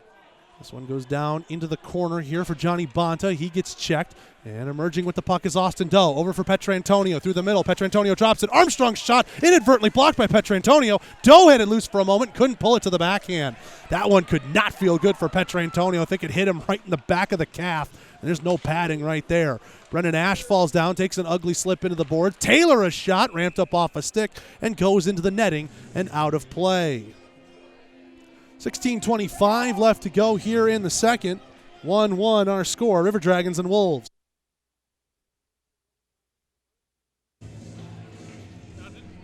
No.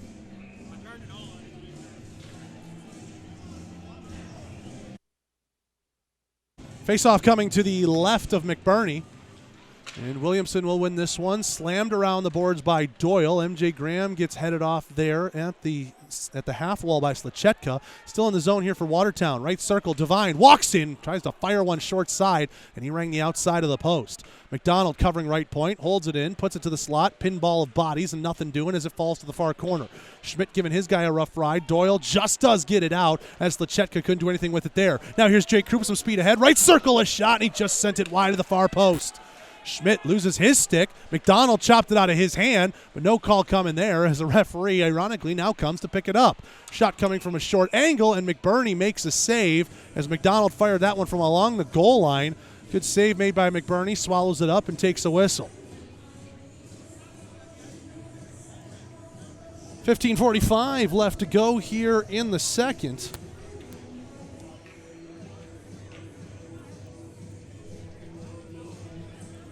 Another face-off will come to McBurney's left. Petrantonio unit gets itself back out there for Columbus. And there'll be a captain versus captain draw here with McDonald, awaiting for Watertown. McDonald sweeps it to the slot, but first on it there for the River Dragons is Grade. Pushes that one over to Petrantonio. One touch into the path of Fraziot. Fraziot dropping this one back. Petrantonio with a wave at it, holds it along the half wall, down into the corner deeper. Fraziot's up on the plate, checks Slachetka, and now Doe's trying to work it out of feet. Doe gets checked there hard by Devine. 2-on-2 battle here right in front of us on the near side corner in the Watertown end. This one rimmed around. Ozelinch, oh, that one hit a bad patch of ice. Hopped over a stick, and look out, Jamaev's in a race here with Bersani, but Bersani stays a half step in front of him to secure possession. Ozelinch plays that one off the body of Doe, still in the defensive zone. No hand pass possibility there as Petrantonio slams it to the Watertown blue. McDonald spins it back and moving backwards, plays it up ahead, and here's Bonta with the puck. Bonta trying to get around Petrantonio. Pass across right circle, Chamelka, and he scores. Bonta's first pass was blocked down and eventually found Chamelka, and I think that had McBurney in between the two places he wanted to be. Chamelka goes off the far post and in, and it's 2-1 Watertown.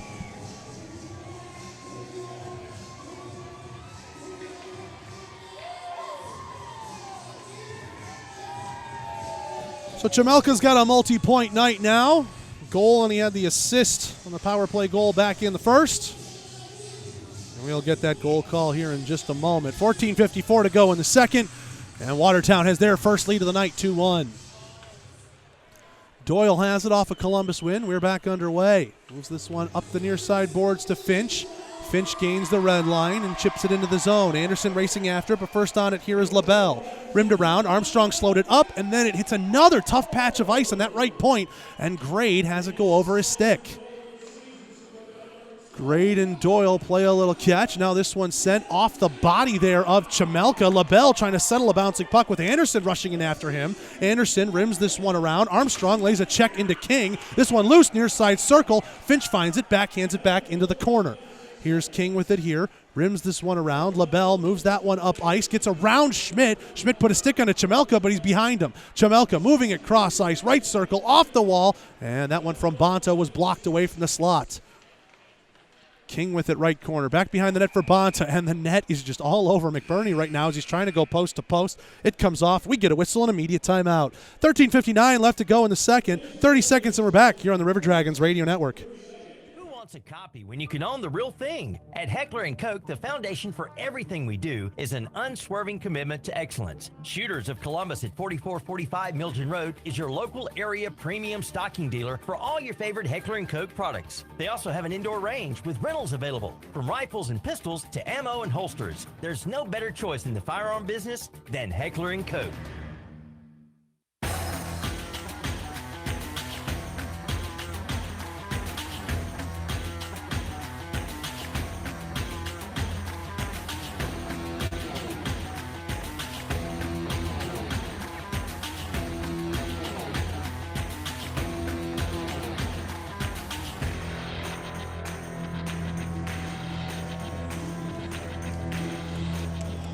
We are back here at the Watertown Municipal Ice Arena. 2-1. Wolves now lead it. Colin Chamelka, the goal at the 5:06 mark, his 7th of the year. Now tied for the Watertown team lead with both Alex Jamayev and Justin McDonald. Assist on that goal going to Johnny Bonta. And that's how the Wolves right now sit 2-1 ahead of your River Dragons. 13:59 left to go in the Wild Animal Safari second period. I'm Zach DeBozart. Happy to have you along for the ride here on the River Dragons Radio Network. Remember, same two teams go at it tomorrow night, 7:30 p.m. puck drop, 7 o'clock pregame show. We hope to have the internet issues and resources figured out, but to be honest with you, no promises, folks. From what we've been told, it's a dire situation. We know there's some issues going on Watertown side of things. We actually don't even have the live stats up. We've had to rely on our PA announcement here to make sure we get everything straight and handled in our scorebook. Columbus dumps this one down into the Watertown end. Picking it up here is Taylor. He's got one of the goals for the Wolves in this game. Taylor moves it in, left wing side, cutting to the middle. Good stick there by Williamson on the back check. Knocks it off him for a moment. Now here's Laporte with it, trending to the right wing hash marks. Moves that one up. Asha's shot, loose in the slot, and man, got planted down on his keister right as he grabbed that puck. Now MJ Graham has got a 2-on-1 here if he hustles. Graham right circle, stops it up to Taylor, waits, Deeks backdoor, and that one hit the side of the net. Krupp was just at too tight of an angle. Krupp moves that one up the wall for Schmidt. He holds it in, now moves it to Graham, right left wing corner. Graham checked there by Ash. Those two holding each other up. Now on a backhand, Williamson plays it to behind the net. Taylor racing after it. He couldn't get to it first. Krupp a shot, and a stick save made by Colgan. This one flipped out, and it goes off the glass and out of play. So no delay of game here against Ash. 13 minutes left to go here in the second. There we go. We're having some issues with our crowd mics, too. Man, when we tell you, some duct tape and spit might be holding things together here in Watertown, we really mean it. Thankfully, we've got our ambient crowd noise back here. 13 minutes to go here in the second. 2-1 our score. Favor of Watertown. Face off to the left of Colgan. A bouncer. Petrantonio eventually kicks it and wins it. Bersani plays it down deeper into the corner. Petrantonio will hit Devine, but he goes D to D over to Slachetka. Slachetka sends that one to Ozelinch at the red line, and he gets hammered big. And we get a high sticking call off of this. Was it played with a high stick? Because the linesmen aren't grabbing anybody. And in fact, they're going all the way down into the Columbus end. So it is a high stick off of a play, not a high stick onto a player. So we'll still be 5-on-5 here for the moment. 12:49 left to go here in period 2. Watertown 2, Columbus 1. Wolves win an offensive zone draw. Loose in the slot. It gets away from Slachetka, coming out all the way to the high slot to play it as Colgan. He was taking away a chance from Bersani. Petrantonio tried to slow that one up at the blue line, and it just crossed over as Bersani was in an offside position and will get a whistle. 12:39 left to go here in the second. Still 2-1 Watertown.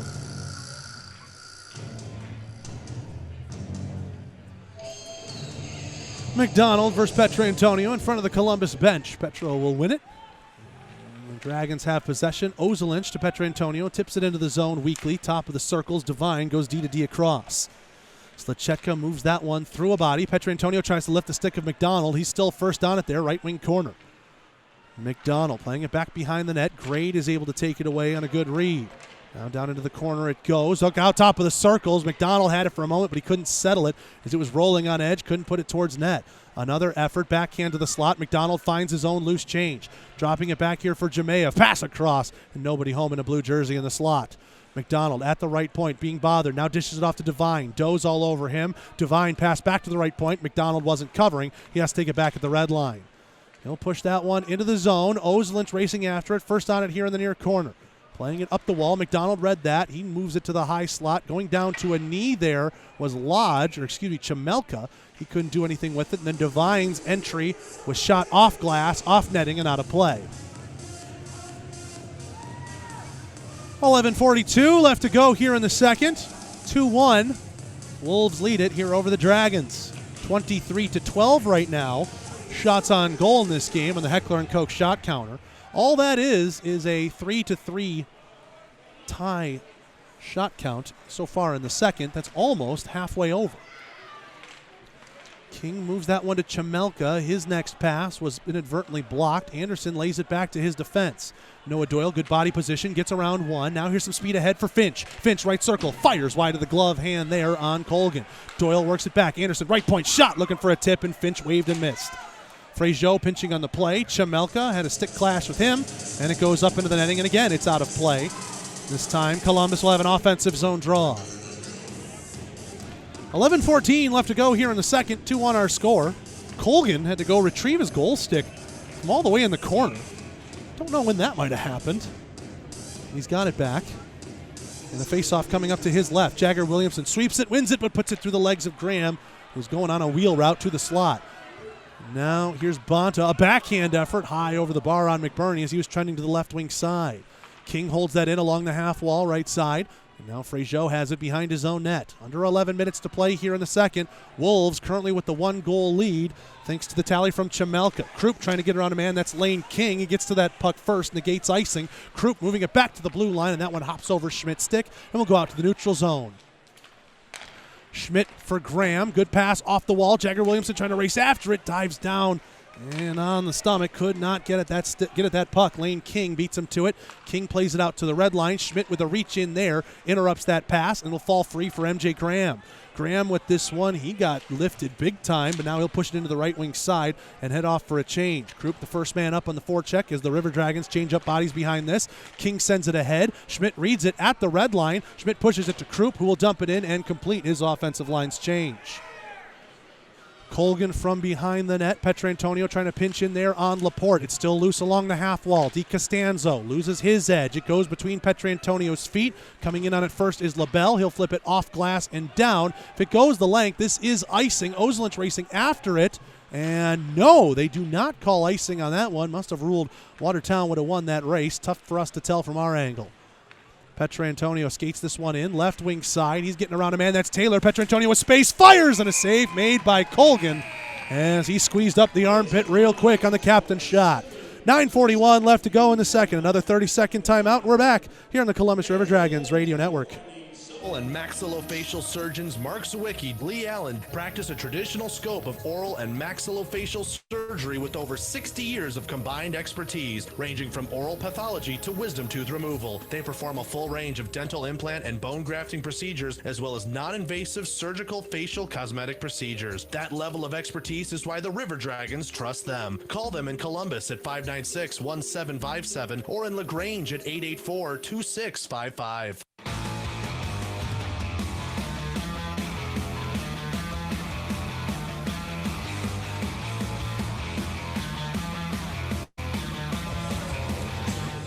.941 left to go here in the Wild Animal Safari second period. 2-1 our score in favor of the Wolves.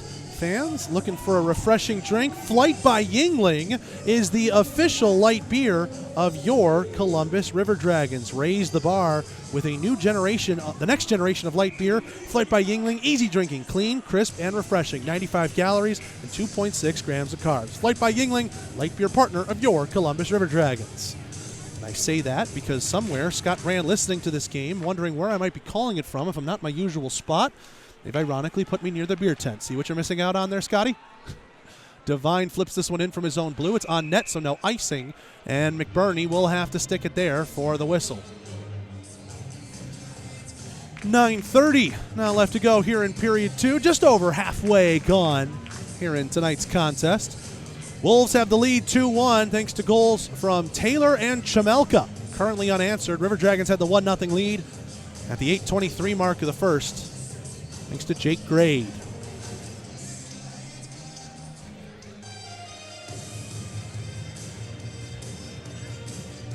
Petrantonio and McDonald having a conversation about where this faceoff should be, I guess. It'll come to McBurney's left. McDonald will win it, and Doe just took an awkward spill in the slot. Fell on his backside there. Couldn't see if he got slew-footed. Meanwhile, a shot from Lodge is just sent wide of the blocker hand.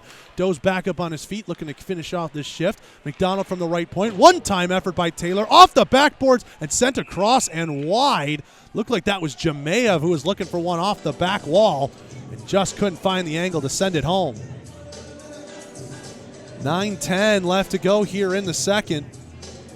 And it is still 2-1 Watertown. Now all of a sudden it is the Wolves really pressing in on the River Dragons defensively. Previous couple of minutes, we'd seen the Dragons with some good efforts at Colgan, forcing him into some saves.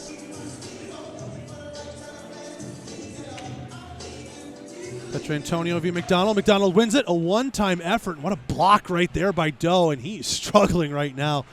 He is not feeling great after he blocked that one in the slot. McDonald bodied up with Petrantonio along the half wall, playing that to the slot, hits off the body of Lodge. Now it goes through the legs of Devine, and it's out, so he has to wait up on the delayed offsides. Devine moves it along the blue line, back in on sides, but punched off of his stick, and now Bersani plays it to an open wing, but nobody there for Columbus. Right wing side and over it is Lodge, moving in the corner, shot from the side of the net, and Jemayev couldn't get a tip on it there. Now here's Petrantonio trying to move the puck up ahead. Using his feet, he's got Doe ahead of him. Petrantonio fires a shot. Colgan makes the glove save, and Bersani will rush in and force him to hold it to get a whistle. 8:31 left to go here in period 2. An offensive zone draw now coming up for the Dragons. 2-1, Watertown leads it. Dalton Anderson ready to take this draw against McKechnie. Tied up in the linesman's feet. Wingers come in to help, and it bounces the way of Watertown. King has this from behind his own net. King puts it off the wall. Doyle at his own blue line, puts it back from that same side. Armstrong getting his stick tied up, trying to move it in right wing side. Finch doing a good job along the half wall, pinching and pushing it down farther. He's tied up with LaBelle. Armstrong trying to vulture it out. He will eventually succeed, but LaBelle quickly lifts his stick. And now on the far side circle, McKechnie plays that one over to Bonta. And now here's Chamelka into the zone with speed. Left wing side being held out wide by Doyle. And that one will be sent high and away from McBurney. Into the near side corner now. Fraziot picks it out of a 2-on-2 scrum. 7:50 to go here in the first. River Dragons trying to push this one up, attacking right to left across your radio dial here in the second period. Lane King, pass across. Chamelka, open left wing, but no speed. Stops it up top of the circles. Check there as he plays it down into the corner. Doyle, he's getting canceled out there by Bonta. Moved up the half wall. Armstrong closes up the legs as Michael Mann tries to pick it out of there. It's a 2-on-2 battle now along the half wall in the Columbus zone on the far side from us. Moving it back up to the left point. LaBelle wasn't there at the blue. And the Watertown will have to vacate. LaBelle will shoot it in from the red, right onto the chest of McBurney, and he will take a whistle. 7:16 left to go here in the second. And the shots, well, that one should have counted for one, unless they haven't put it up yet. It was 20-9 after 20 minutes of play. 7:16 to go in the second, and it's 24-13. That's 4 shots apiece. That should have been the 5th shot on goal for the Wolves this period, unless I had miscounted. Either way, from all the chances we saw in the first of these two teams, now all of a sudden it's gone quite anemic offensively here in the period of the long change. Look out, loose in the slot there for a moment. Backhand effort is driven away by the Columbus defense, and now Day gets his pocket picked. Here comes Columbus back the other way, but Grade's pass goes through Kroup's feet, and Watertown quickly dumps it right back in. Grade with a reach for it along the half wall, couldn't find it. DeCostanzo will body him up. Now Kroup finds it along his own blue line. Played ahead here for MJ Graham. Drop for Jagger Williamson. MJ Graham just holding himself on sides. That puck goes through him. Taylor with it on his stick in his own end. Kroup knocks down a outlet pass, and Grade has it at his own blue line. Playing it back to the Watertown blue. Off the wall, Slachetka intercepted by Jagger Williamson. He's in on side. Williamson lays it back high slot, and Taylor read MJ Graham's route beautifully. MJ Graham rubs shoulders, cancels out with Taylor as he sends it in and finishes his shift. DeCostanzo gets in front of Kroup. Those two body up in the corner. Anderson trying to pick it out of feet. Jemayev ends up finding it first along the half wall. He leaves it back for King. King trying to go across. Jemayev inadvertently got in the way of the pass, and running out of space there is LaBelle. Here's Columbus as Watertown had to vacate the zone. Graham across. Kroup fires, blocked there by LaBelle, and Lodge finds the rebound, plays it off the wall, nicely up into the path of McDonald. McDonald right circle, stops it up to Lodge, high slot, waits, Deeks fires, and he sent that one wide. McBurney sliding across to his right, trying to play it behind him. LaBelle can't cover at the left point. He'll take it all the way back into his own end. He turns this one up north-south on a pass to D to King. Here's Lodge. Sidesteps one man. Right wing, he's in over the line. A backhand feed to Jemayev. It's loose in the slot. Chance there. McBurney sticked it down, and that was coming in at him. Another D to D pass along the red line. King settling it there with LaBelle. Petrantonio with it. Just in on sides as Doe gets across the line. Petrantonio's shot is blocked by LaBelle, and it gets out in front of the Columbus bench. Doyle will have it here. Just over 5 minutes to play here in the second. 5:20 right now to be exact. It's 2-1. Watertown leads it. Here's Hunter Bersani. Delayed offsides. He couldn't touch that puck. Chemelka works it to an open wing. And with a chance here, here's Lodge trying to go back door, and McBurney got across. What a save, Bailey McBurney. Don't know who he denied, but what a sauce pass by Lodge. I think it's McDonald. Yes, that's a C on that chest skating back towards us. McDonald just got absolutely denied by a sprawling McBurney. Keeps this game at 2-1. My goodness. We talked about it in the pregame show. For as good as the Wolves have been, the River Dragons, I think for a lot of people's money, have the best goaltending tandem in the league, and McBurney showing off his part right now. Shot from the left point by Taylor is blocked, deflected wide, far corner. This one loose out in front of the crease. Still battling amongst the bodies. McBurney trying to find it. He goes out spread eagle. It's loose behind the goal line side of the net, and eventually it will be covered by the pad of the Columbus netminder, and we get a 30-second timeout. 4:56 left to go here in the second. Back for the conclusion of the period after this on the Columbus River Dragons Radio Network. Progress. It's the belief that your life should be easier, that life should be fun, and that the best is yet to come. With us, you have a provider who pours everything into bringing progress home. And it's not just some big name in a faraway glass tower. That provider is here. That provider is Beam. With local service and faster internet, the only place you're going is forward. And we're taking you there. Progress. Your Beam. Your way.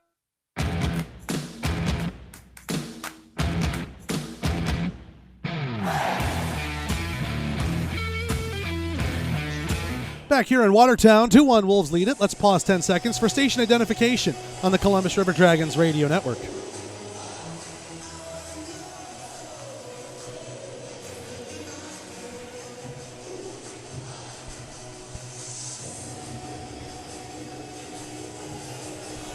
Face off down in the Columbus end will come up to the left of McBurney. River Dragons being doubled up in shots right now in the Heckler & Koch shot counter, 26-13 in favor of the Watertown Wolves. That's only a 6-4 advantage here in this period.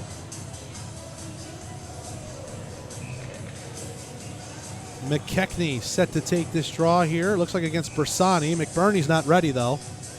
Looks like he had an issue with his blocker. No, he had an issue with the post. Not as bad as they are in some other places, but they've been a difficult proceeding on ice tonight. These posts, metal pegged in. Linesman checks it, makes sure it's all good. Now here we go. McKechnie tried to sweep that into the slot for himself. Levi Armstrong read it and takes it away. Now to an open left wing. Here's Dalton Anderson. He fires a shot. That was a looper that just missed over the crossbar of Colgan. He was cool as you like about that one. Taylor rims this one around. Ozelin's pinching in at the near boards, but pushing it away from him. Chemelka into the path here of McKechnie. McKechnie, right wing side, hit there by Finch. Then Armstrong will close him off. This one goes around the boards. Held up there is Schmidt, or excuse me, that's Grade. Watertown still has the puck. Shot coming in there from Bonta, and a stick save made by McBurney. Ozelinch trying to find an outlet. Litwin got knocked down by Bonta. Still held it in at the blue. Ozelinch gave him a hit for it. And now Grade will drop it back for Ozo in the near side corner. 4:08 left to go here in the second. River Dragons trail it 2-1. Tip from the right side of red by Armstrong. He'll hustle off and get a change. Colgan slows it up behind his own net for Ryan Devine. Devine from behind the net takes this up the near side. At the circle, passes it across, finds an open man. That would be Taylor. Taylor gains the red. Backhand cross-ice dump in. McBurney wanted to play it. Frejot called him off. Frejot along the half wall. Intercepted. Shot coming in from Laporte. And that one sticked away by McBurney. Loose in the slot for a moment. Columbus clears the danger. It goes down ice. MJ Graham in a race, but Ryan Devine's going to be a couple steps ahead of him. And he will win the icing call. 3:32 left to go here in the second. Dragons trail 2-1. Second period goal scored by Colin Chemelka. 5:06 mark to give Watertown their first lead of the game.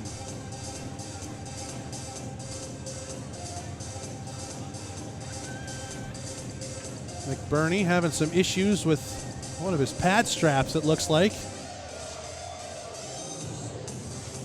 Getting that adjusted on his left leg and has caused a delay here on this face-off. Going to have some interesting news to report when we get around the FPHL during the McDonald's second intermission report. We were watching the games while we were in between some breaks, and, well, we usually put a little earmark. All right, we left it off at this one. There's one particular game in the FPHL that got real crazy real fast. I'm talking guns ablaze and everybody's got a hot stick. We'll tell you about that in 3 minutes and 32 seconds of hockey time. So McBurney's got the pad straightened out. Williamson versus DiCostanzo. DiCostanzo wins it. Shot coming in from Laporte. He just missed that top left corner. Graham will shoot this one into the zone. Krupp racing after it. He wins the icing call in front there of King. King lifts his stick, though, behind the net. LaBelle rims it around. Mann gets bodied there by Fraziot, pinching in on the play, but then LaBelle was able to bail him out. Mann moves this one up ahead. DiCostanzo left wing side. Stood up at the line by Graham. Puck falls free. Jagger Williamson has it. He goes off the glass, high over the head of LaBelle, and racing after it all the way back in his own end is Lane King. King takes his time behind the net, now emerges with it near side. Under 3 minutes to go here in the second. MJ Graham bodies him up. It's still loose. Oh, my goodness, what a play by King. Falling down to the ice, one-handed, gets his stick on it, and gets the clear. King with it again here on the near side circle. That one inadvertently hit DiCostanzo on the back of the legs. Otherwise, Michael Mann might have had a breakaway effort. Doyle's got to get around Austin Doe, and MJ Graham came in too early on that one.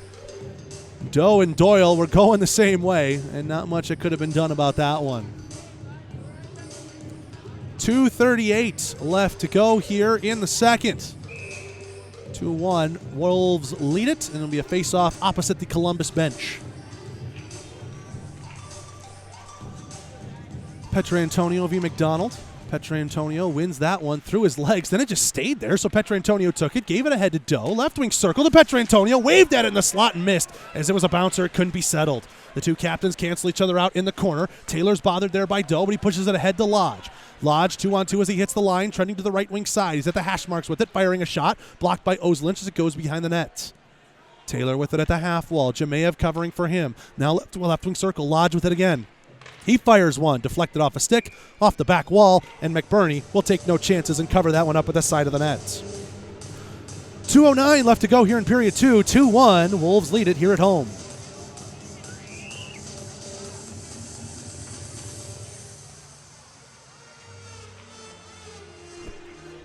Face-off will come to the right of McBurney. Petrantonio to take this one against McDonald. McDonald wins it off the half wall, but Doyle was the more alert winger, and Doyle just caught a stick up high, undetected by the referees, and Doyle's in some trouble. I think he's leaking. That's even worse that it was missed. He heads off. Fraziot has it. Now here's a stretch play. Can he hit Grade with the puck? Grade's got it on sides. It hops over his stick, and Colgan over on the far circle moves it away. What could have been an awkward miss from the referees turned into a breakaway and just turned into some choppy ice. Just undoing the River Dragons at certain times. Now here's Krupp with some speed ahead left wing side. Fakes the shot, fires, and a glove save. Made there by Colgan, standing atop his crease. I'm not saying they're letting him play tonight here in Watertown. I'm just saying a lot of stuff has been let go. And in some cases undetected. Noah Doyle, who's getting some looks at the bench. Jerome Bichard with both of his hands held out wide. We had one in front of us from our broadcast vantage point. If you're looking at the broadcast on the Watertown side, basically we're in the bottom left corner of the rink from where their camera's set up. And we saw one. Jagger Williamson got held up as he was trying to leave the zone. And that didn't get called. And then Noah Doyle right there. Stick right to the schnoz. And Jay Krupp pleads his case to no avail. So we play on. There's only been 2 power plays in this game. They've both gone Watertown's way. So they're letting them play, that's for sure. LaBelle moves this one over to Bonta and back into the Columbus end. Racing after this is Chemelka. Schmidt gets in front of him. Those two doing a powerful battle there in the corner. McKechnie comes out with it, loose in the slot, and Ozelinch will clear it away from danger. LaBelle, top of the right wing circle, fires on a blocker save made by McBurney. Good job by Armstrong getting around one, then slows it up, but McKechnie takes it off the stick, dumps it in, and the Wolves have to touch up on a delayed offsides. 1 minute remaining here in the Wild Animal Safari second period. Wolves lead at 2-1 on their second period goal from Chamelka. Finch tips this one into the zone. Colgan has it behind the net. King slows it up and gives it back for LaBelle. LaBelle snuffed out of his hole there by Krupp. Now moves it up the right wing side for Bonta. Bonta in over the line. Looked for the drop. Nothing there. Spins it back a couple of times. Played it to the middle. Nobody home. Left circle. A shot from LaBelle is patted away by McBurney. From behind the net, Krupp lost that one, held in at the line, center point shot, and gloved out of the air by McBurney. Chamelka was looking for his second of the game, and McBurney contacted a little bit there by McKechnie. And those two have some words for each other. 29 seconds remaining here in the second period. Watertown with another offensive zone draw. This one will come up to McBurney's right.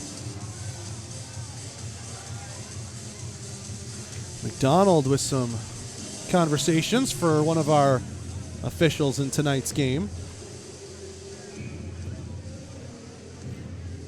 Whatever that was about, he's done with it. Now takes a spot for the center drop and gets it to Jemayev, who works it back to the left point, and Taylor. Taylor back for Jemayev in the corner. He's taking some abuse, trying to spin it back further down the half wall. Then we'll get cleared out. Look out, here's a chance. Graham, Krupp's got Graham. It's 2-0. Krupp to Graham, back for him. A pad save by Colgan. Oh, they couldn't decide who was going to take the shot. Krupp was on the backhand if he would have done it. 6 seconds left to go. Grade will race after this one down into his own end. 2 seconds and 1. And that does it for the middle frame. Oh, Krupp and Graham just couldn't get on the same page right there, which is so rare when you talk about those two playing together. A 2-0. Krupp gave it to Graham, and Graham had it on the backhand, and then Krupp kind of laid back to where he would have been on the backhand too. They're both right-handed shots. I don't know how that came about. And then a little bit of confrontation as between the goaltender and backup goaltender, McBurney and Hussey, I guess, had words for one another. That drew a crowd as the teams were crossing over to get to their respective tunnels. And now everybody who's left straggling out on the ice will return to their locker rooms as well. Well, it's going to be a feisty third period. Brent Clark is unhappy with something over on the Watertown bench. And referee is just giving him the wave off, saying, I'm not interested. 2-1, Wolves lead it through 40 minutes of play. The McDonald's second intermission report is up next on the Columbus River Dragons radio network. If you're looking for quality dental work, look no further than Largeman Dental in Columbus, the River Dragons' trusted oral care provider. Largeman Dental provides cleaning services, restorative work, cosmetics, prosthetics, and Invisalign braces too. Dr. Largeman has over 19 years of clinical experiences in all phases of dentistry and holds memberships in 4 different esteemed dental societies. Set your next appointment by calling 706-322-6581 or visit them online at largemandental.com. We know that juicy, cheesy, grilled to perfection burger sounds amazing, but it does sound like something is missing. Pepsi, baby! The yin to this burger's yang. Burgers and Pepsi go together like burgers and Pepsi. This perfect blending of flavors makes every bite of lettuce, every sesame seed on the bun, and every sip of that crisp, refreshing, ice-cold cola a journey to Foodtopia. Burgers, better with Pepsi. That's what I like. Is that the sound of an ooey gooey cheesy crunchy slice of P-I-Z-Z-A? Obviously, but as good as that sounds, we think it can get even better. Oh yeah, that's the sound of a freshly opened fizz-filled Pepsi. The only thing that can take this flavor medley of crunchy dough, mouth-watering cheese, and savory sauce to the next level. How about another bite? Pepsi and pizza sound like a match made in heaven and taste even better. Pizza, better with Pepsi. That's what I like. Ask any parent.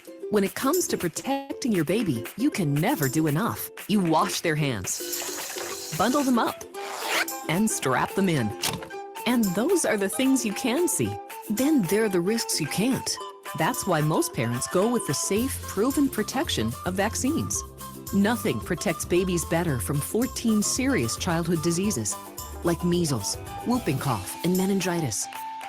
So keep up with the And when it comes to protection against vaccine-preventable diseases, get all the recommended immunizations for your baby by age 2. Immunizations help give you the power to protect your baby for more reasons to vaccinate. Talk to your child's doctor. Go to cdc.gov/vaccines for all the latest information. Or call 800-CDC-INFO. A message from the Centers for Disease Control and Prevention.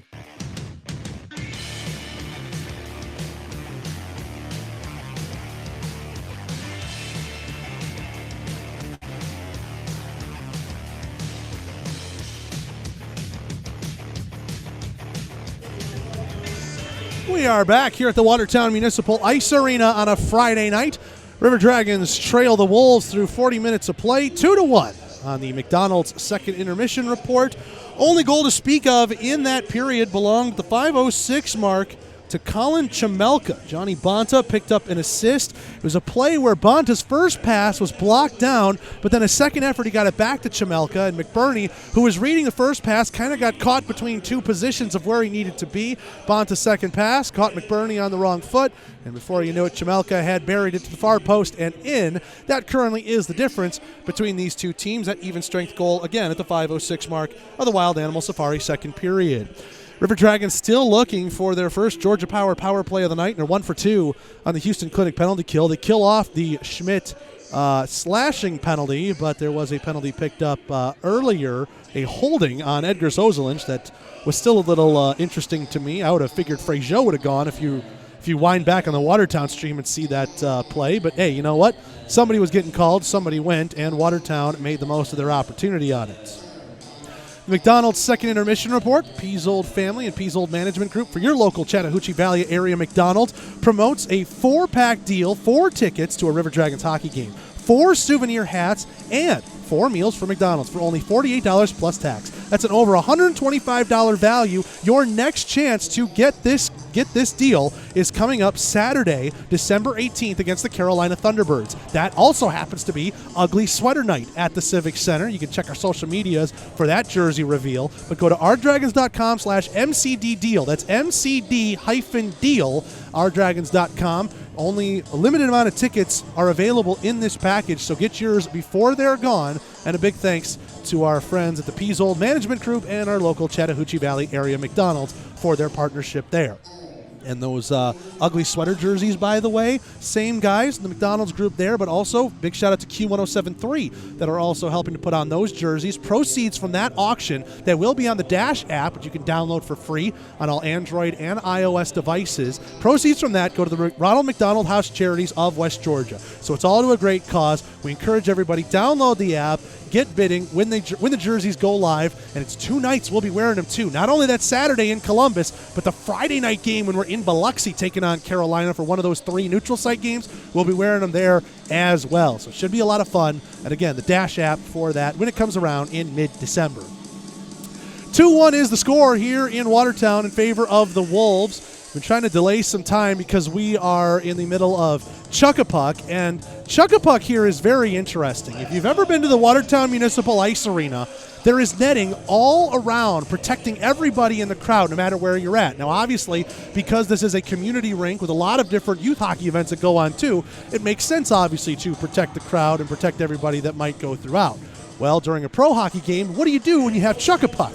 They take the players who have purchased Chuck-a-Puck, actually bring them down into the tunnel where the two teams' locker rooms are separated. So the Wolves are in their tunnel on the very far side. They're in their room, and the River Dragons are in their room, which is basically dead middle between the benches. So once they're all in, set, and secure, then they bring the fans in, and on the benches, they dish them from the bench to try and go right at center ice. Looks like they've picked their winner, and now the pucks can be scraped up and cleaned, and we can get our Zamboni on the ice to get a fresh sheet down here in Watertown.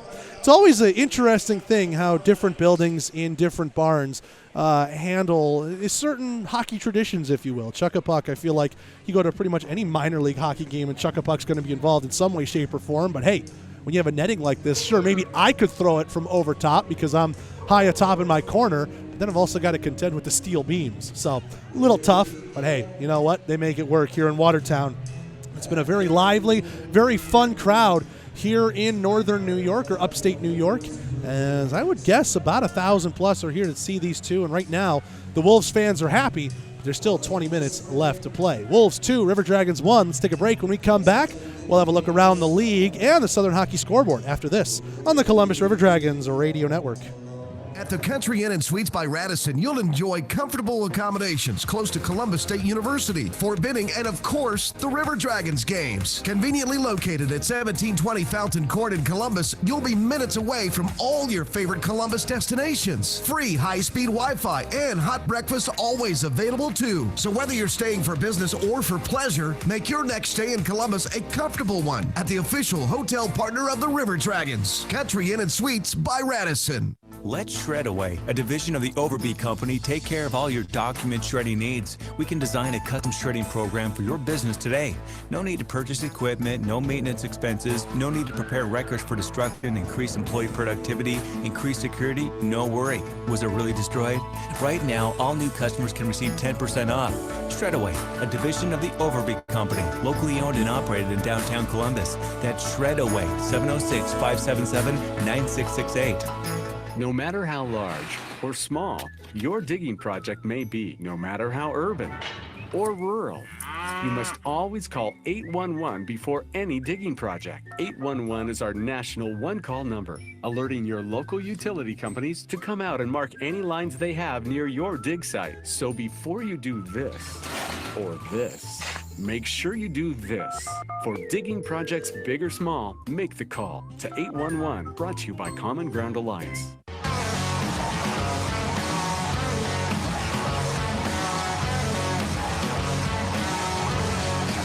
We are back here at the Watertown Municipal Ice Arena. Zamboni's out onto the ice, cleaning the surface, getting ready for the third period of play between these two teams. Wolves lead it 2-1. Only goal to speak of in the second belonged to Colin Chamelka, 5:06 mark of the second period. Assist on that goal went to Johnny Bonta.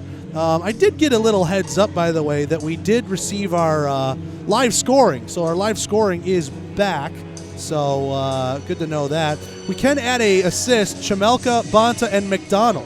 So Justin McDonald picks up an assist to further his lead atop the FPHL points race. That was back on that goal in the second period. Time to take a look around the FPHL, brought to you by Zelmo Zippin. Zelmo's fueling life's passions.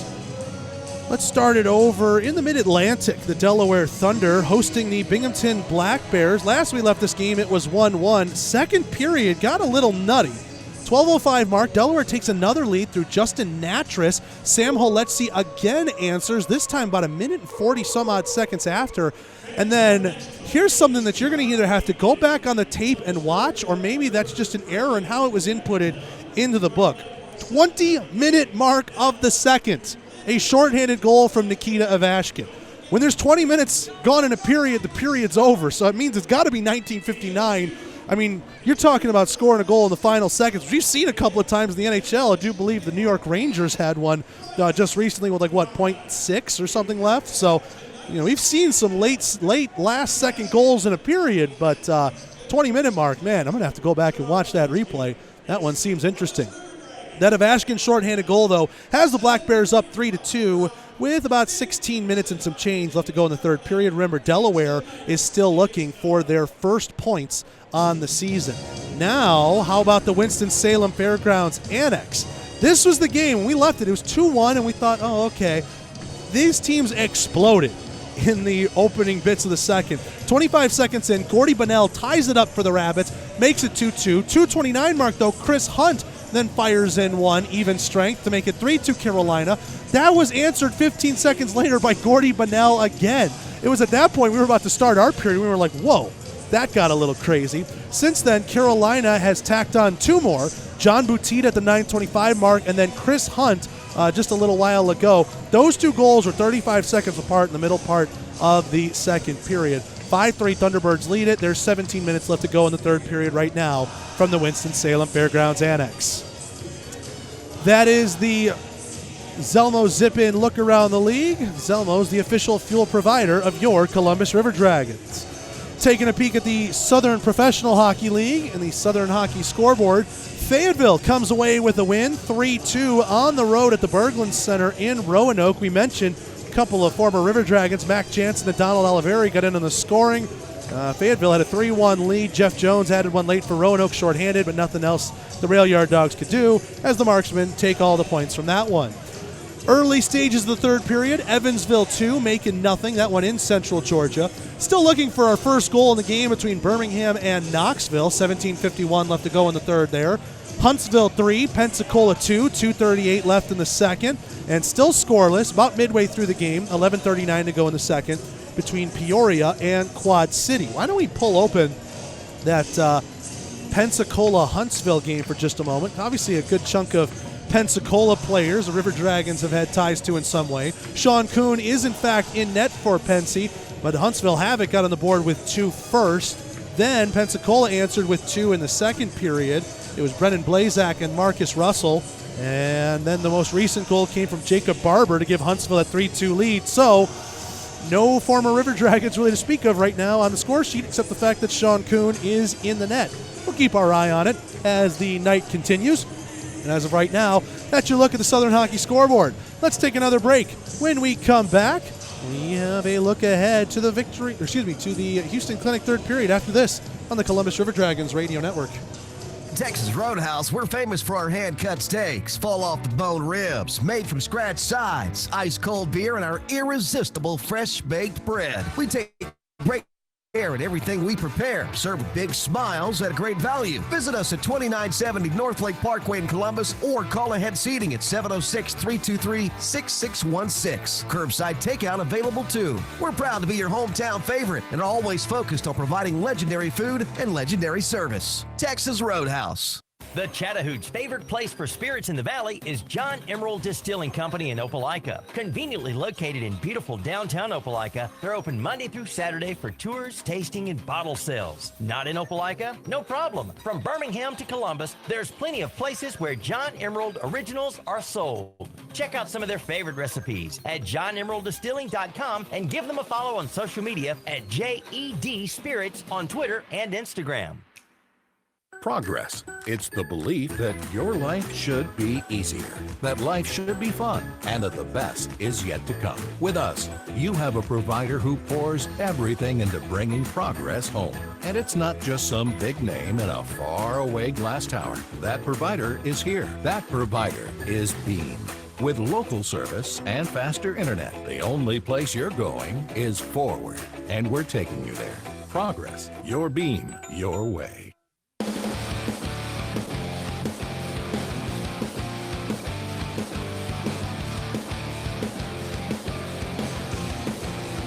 We are back here at the Watertown Municipal Ice Arena. River Dragons trail the Wolves 2-1 through 40 minutes of play. We're going to be a little bit delayed getting ourselves started up for the third period. That chuck-a-puck took quite a bit of time.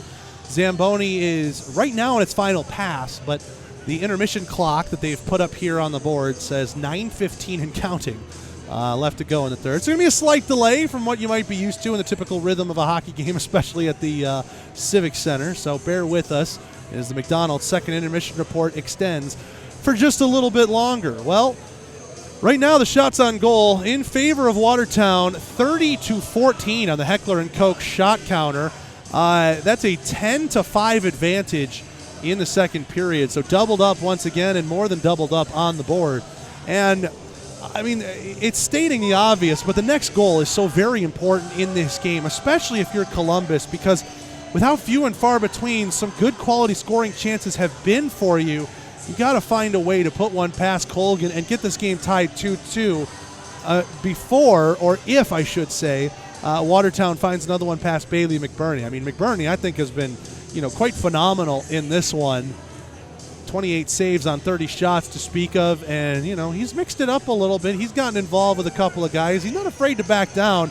The very aggressive netminder there in the crease, and Watertown has had a hard time stumping him. The shots that have gone in on him have been somewhat broken plays or plays that he couldn't see. I'm speaking back to the Taylor goal in the first period. So, all things considered, McBurney has been doing his job in this one. It's just a matter of the River Dragons just trying to find the legs. We mentioned in the first intermission report how there were guys like Petrantonio and Graham that were getting the legs moving and attacking the blue line with speed. That seemed to really slow down a lot in that second period for both teams, really. And I think that shows when you consider first period total was 29 shots on goal between the two teams. Second period total was only 15. So if Columbus can find it within them to start taking it to the Wolves, hitting the blue line with some speed and putting some shots on Colgan, you figure one's bound to go in sooner rather than later. But you got to think, 30-14 in shots right now. The Wolves defense has been doing a number on you. That applies more pressure in a different way because, well, if you don't get that next goal, to be down 3-1 in this sort of situation, it's going to take a lot. So goes without saying, as pretty much any hockey coach in any point of a game will tell you, but the next goal, extremely important. Ain't that cliche? None the more true than right now. Let's take a break. When we come back, we might have to end up repeating a break because the Zambonis are off, but the teams aren't due out for at least another 5 or 6 minutes. Let's take a break on the Columbus River Dragons Radio Network.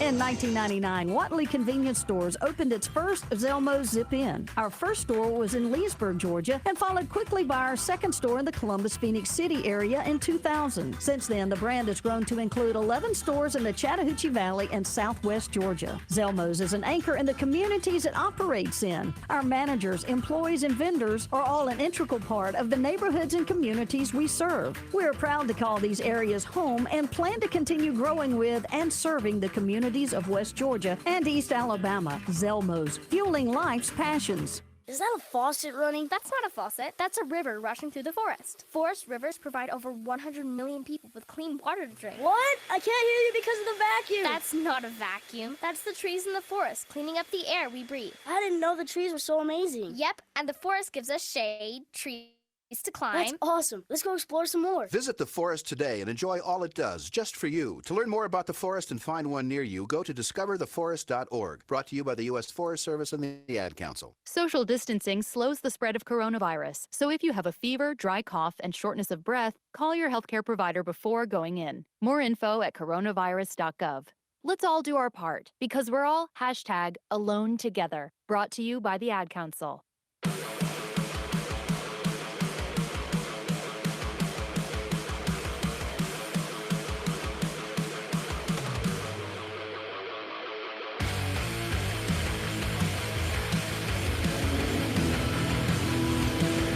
We are back here at the Watertown Municipal Ice Arena. River Dragons trail the Wolves by a score of 2-1 on this extended McDonald's second intermission report because Chuck-a-Puck went a little long and, teams taking their time in the room. But, hey, the crowd's having a good time. They're singing Journey here at Watertown Municipal Ice Arena. Another thing to talk about in the crowd, I've seen a good handful of teal and gray and red jerseys in support of the River Dragons. Obviously, this not a more natural rivalry in geography, but it's an interesting rivalry when you consider these two teams are basically situated as military towns. Of course, Columbus with Fort Benning, and here up in Watertown, Fort Drum. So, there's no official rivalry per se, but it's basically the military rivalry battle, and because of that, sometimes you'll get some teams or some soldiers who are stationed between each two. Hey, I've been in Columbus for a while, now I'm going up to Watertown, and hey, for some fans, they might have been in Columbus for a while, and their hockey team is up here in their neck of the woods being restationed, and, I'd be very shocked to not see it if it was vice versa when the Wolves were back down in the Civic Center come in March. So, just an interesting thing to note because of how far apart Columbus is a lot of times when you look at the league map.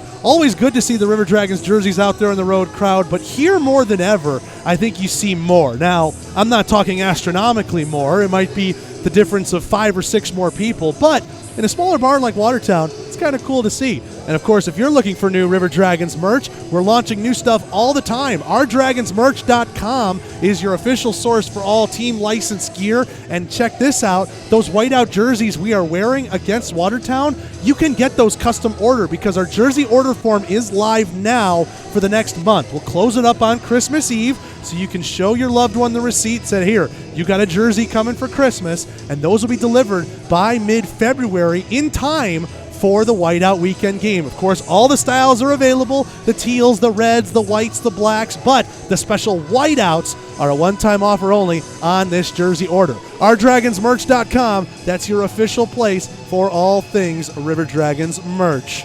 Let's take another break. When we come back, we're ready to go on the Houston Clinic third period on the Columbus River Dragons Radio Network.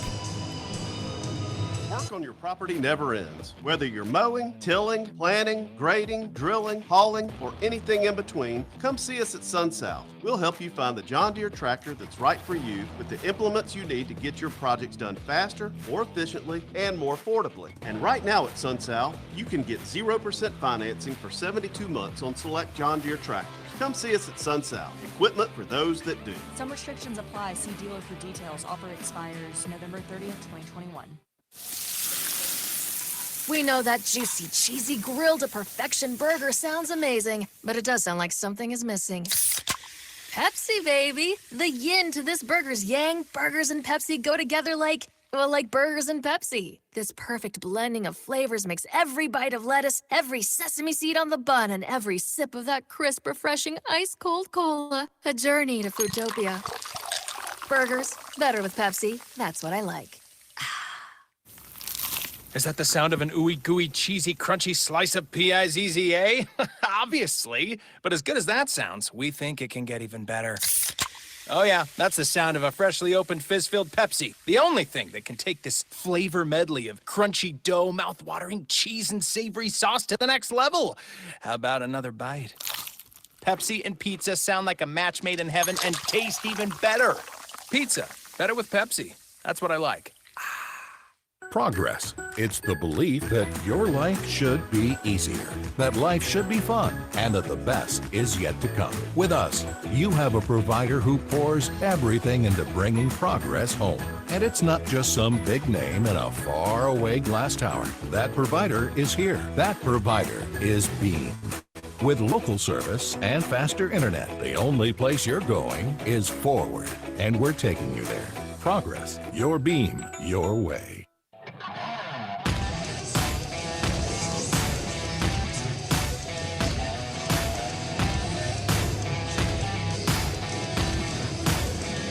We are back here at the Watertown Municipal Ice Arena. River Dragons trail the Wolves by a score of 2-1.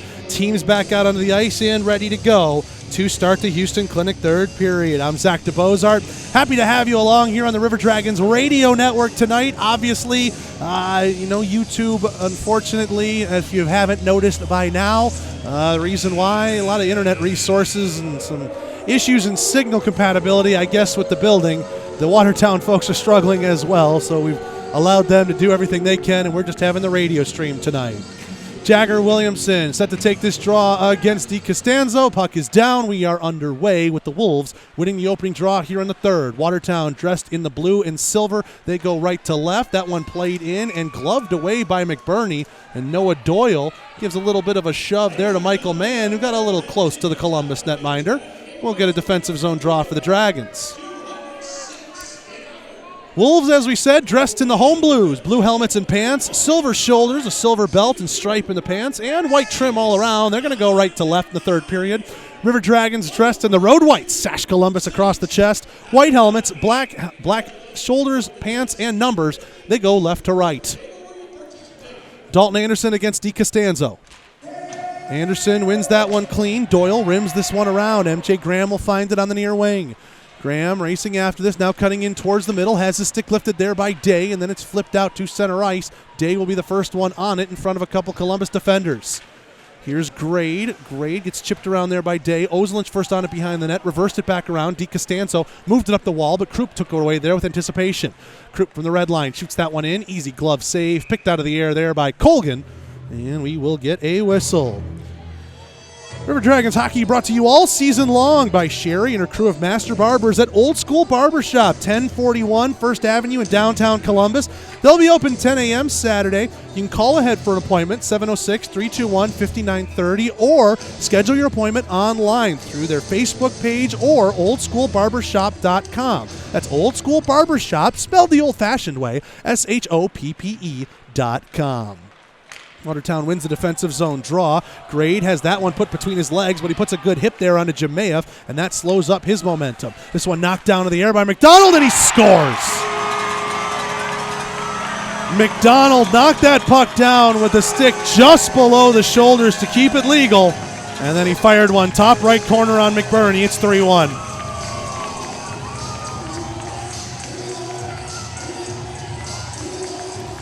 Exactly what you couldn't have happen, especially to start the third period.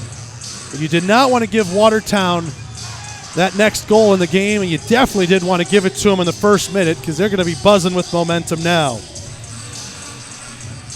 McDonald, his team leading 8th and second point of the night. 3-1. Dragons now trail. Bersani pushes this one into the zone. No icing as he was from the right side of red. No, he wasn't. He must not have gotten a touch on it as icing is called against the Dragons. It's awfully loud in here. Can't really hear the referee's whistles right now with the crowd cheering as the goal is being announced for those here. Face-off coming to the right of McBurney. Petrantonio v. McDonald. McDonald will get waved. Lodge will get one of the assists. Couldn't hear the other one. We'll get it for you in a moment. Meanwhile, Columbus wins the defensive zone draw, and here come the Dragons out of their own zone. Doyle plays that one off of Bersani. No icing here as he had that in front of the Watertown Blue. Lachetka played that one into the neutral zone. Too far behind McDonald for him to reach, and now Ozelinch for here Doyle. Doyle to Bersani. One touch from the right wing. Petrantonio dropped it back. Doe lost it. He couldn't get it on the reach. Lachetka has this one. Played off of a body. A stick clash between Grade and Lodge, and McBurney will have it behind the net. McBurney rims it around. Jemayev took an awkward spill there. High slot McDonald couldn't get to it. Now Anderson gets around him. Anderson's in on a breakaway. Dalton Anderson in all alone. Fires, and he lifted it too high. Trying to go top left corner. I think that puck lifted up on him at the last moment. Now Lodge puts this one into the path. Looks like that's of Taylor. Taylor for McDonald. Backhand, back for Taylor. Backdoor across. Save made McBurney as it slowed up before it reached Lodge. At the left point, this one gets held in here by Ash. Rimmed around the boards. Fraziot has it along the hash marks. He gets checked. Puck goes free to the high slot. Finch gives it back to the defense. 17:42 left to go in the third. A glorious opportunity. Dalton Anderson could have brought the Dragons back within one. Dump in was on net, so no icing here. Levi Armstrong tied up in the corner. It's a 2-on-2 battle as it works its way down deeper and now all the way to the near side boards. Graham rubs shoulders, wins the battle. Trying to use Schmidt as a decoy. Graham spins away from a check, fakes the shot, right circle, fires, save made Colgan as he closes up that blocker side gap. 17:20 left to go here in the third. 3-1, Wolves lead it.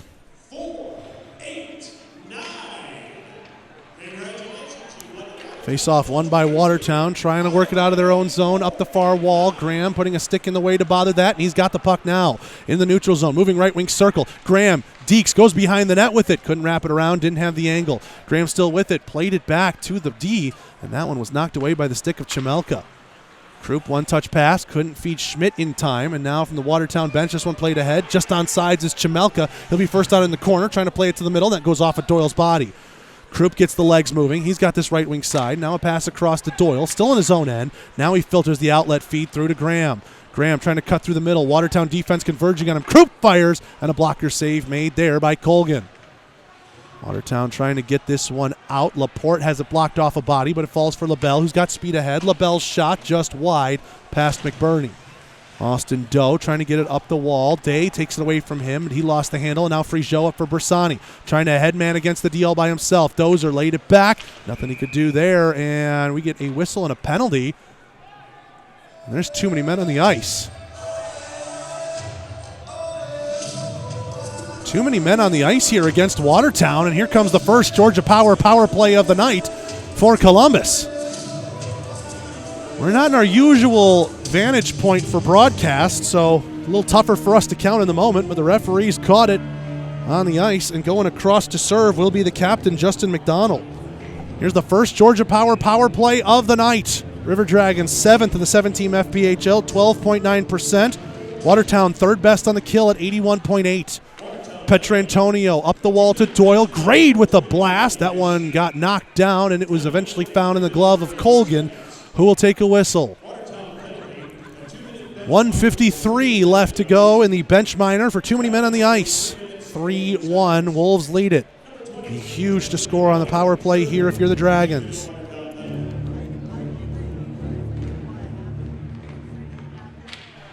Face-off won by Watertown, rimmed around to the near side. Doyle pinching in on the play, works it down bottom of the circles.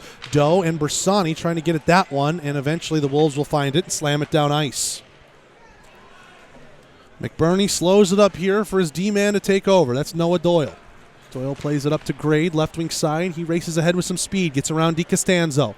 Grade into the zone, left wing circle, gets around a man, still has it behind the net, trying to play it off the side of the net, nothing doing. Lane King first on it along the near wall. Doyle holds in at the right point. This one gets rimmed around. It's found by Devine now. Devine going to skate this one out. Now he'll go back behind his own net. Hunter Bersani giving chase. Devine near side circle to King. Back to Devine. Little four corners here. River Dragons are trying to change up out of all of this. And the Wolves happy to just maintain some possession. Geometry's on for McBurney to play this one side of the net. Ozelinch rims this one around. Look out, nearly turned over. Man's got it here along the wall. And he'll play it back to his defense and Devine. 45 seconds left to go in the bench minor. And Watertown's penalty kill. Phenomenal right now. Dumped down the ice. McBurney slows it up. Here's Frazier with it now. Columbus going to have to hustle. Get some zone time for some more quality chances. Well, they still got the man advantage for another 30 seconds. Ozelinch with it, left wing hash, played that one to the middle, and that one went through Graham, couldn't do anything with it back door, slammed down the glass, off the ice, and McBurney slows it one up at the bottom of the circles. 17 seconds left to go. There's McDonald serving the bench minor for too many men on the ice. Frazier up ahead for Graham, tries to sidestep 1 and 2, that's McKechnie staying with him as he gets across the red line, loose in the feet, Dalton Anderson finds it, but it's offsides, as that one didn't get over the zone cleanly. 14:23 left to go in the third. 3-1 Watertown.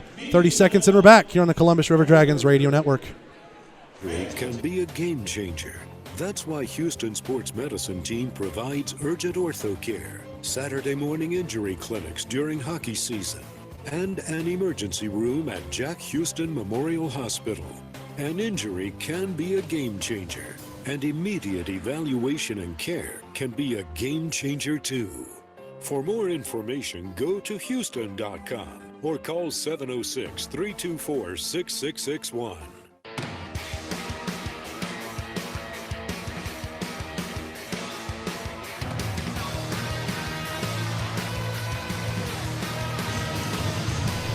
Back here at the Watertown Municipal Ice Arena, River Dragons trail 3-1. 14:23 left to go here in regulation.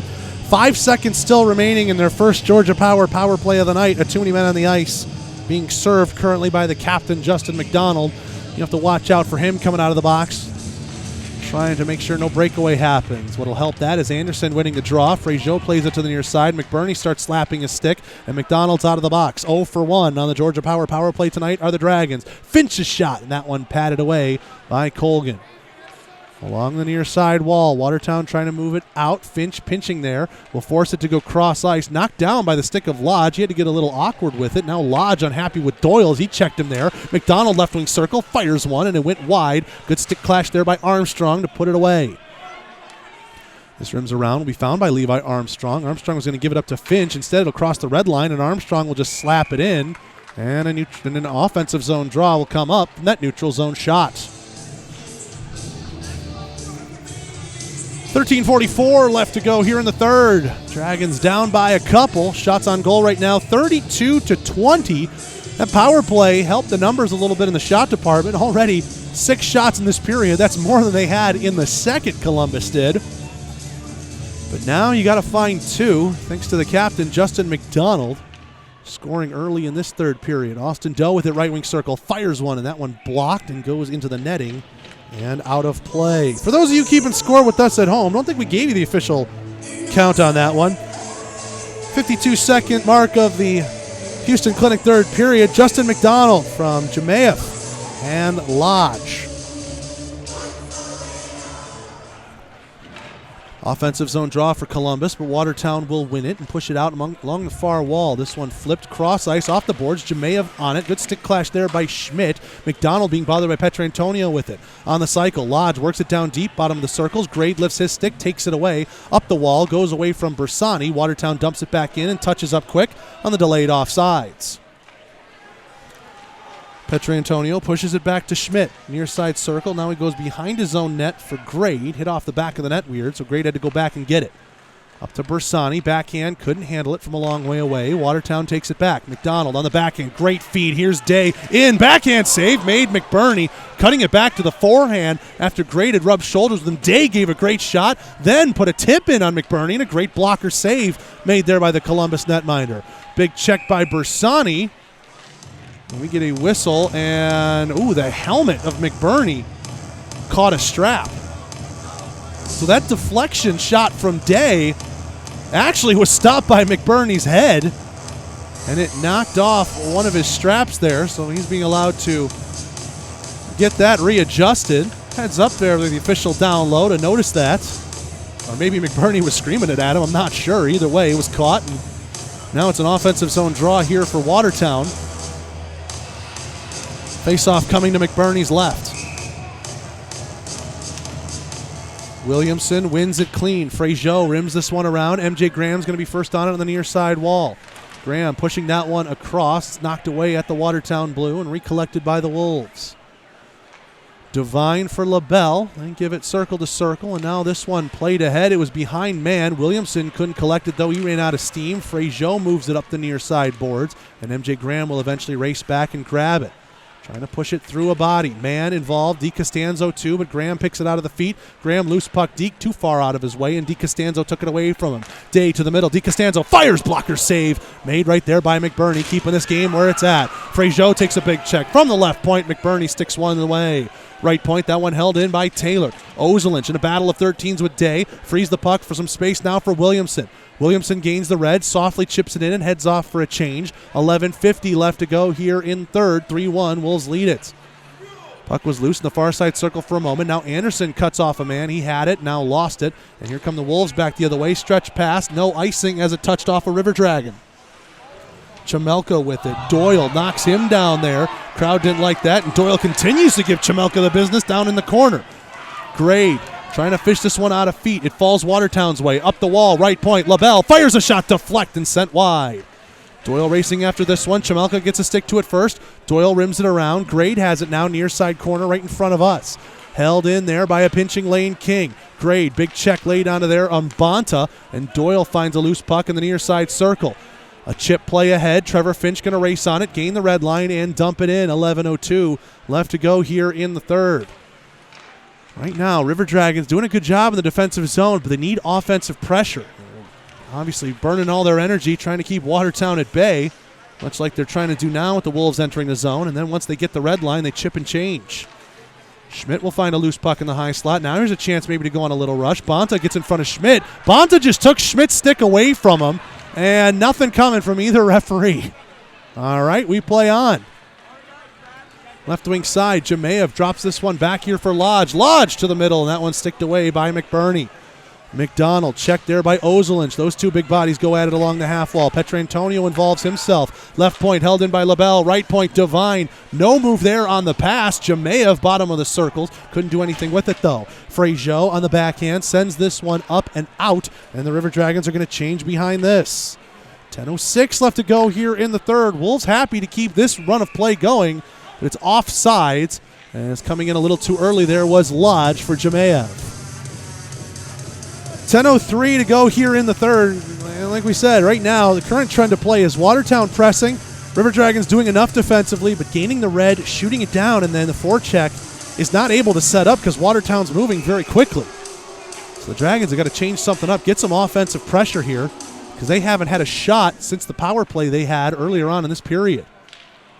This one flipped into the zone, loose in the slot there, and coming out to play it high atop his crease is Colgan, as that was awkward for the Watertown defense, and we'll take a 30-second timeout. 9:56 to go in the third, 3-1 Wolves here on the Columbus River Dragons Radio Network. Vectorply is a world leader in development, manufacturing, and distribution of composite reinforcement materials for any and all projects you might have. Headquartered right here in Phoenix City, Vectorply prides itself on providing superior and timely customer service for all their customers' inquiries. No project is too big or too small for Vectorply. For more information on what they can do for you and your project, visit Vectorply.com. That's VECTORPLY.com. And get started on your next big project today.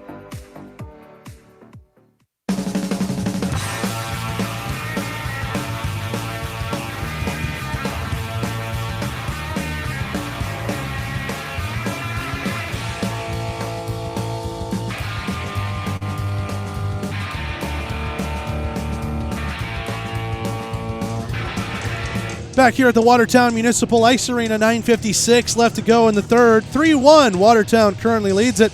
I'm Zach DeBozart, happy to have you along here on the River Dragons Radio Network tonight.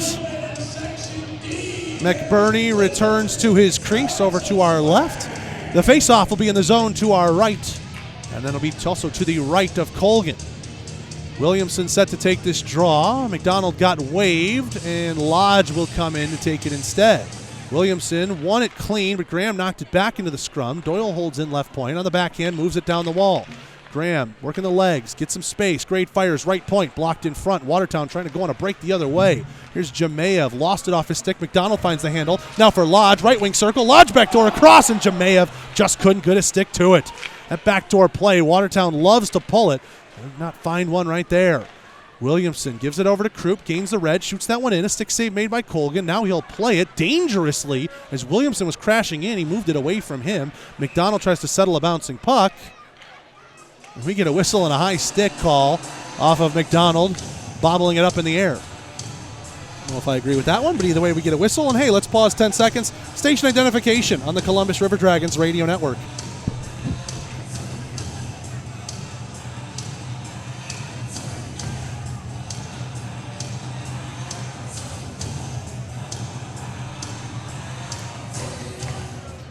Face off to the right of Colgan. Columbus will control out of a scrum between the centers. Armstrong lets this one go by him in the corner. Frazier trying to pinch up on the play. Just does enough. High slot with it is Finch. Finch back for Frazier, right point. Has to settle it. Plays it off the corner boards. Armstrong gets checked there. It goes loose, and Watertown will eventually find it.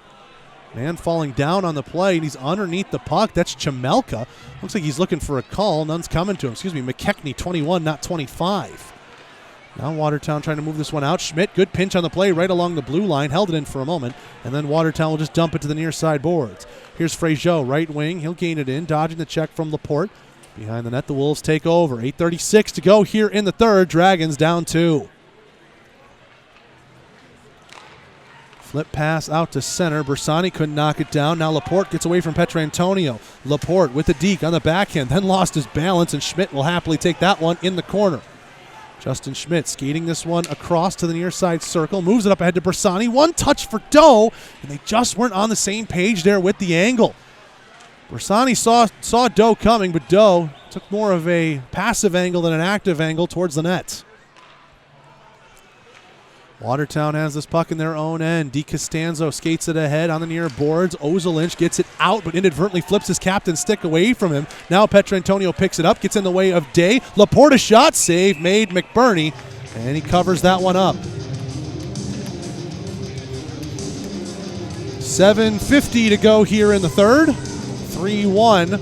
Wolves lead it. Shots on goal right now, heavily in favor of Watertown, by a tally of 37-21. Heckler and Koch shot counter here in the building.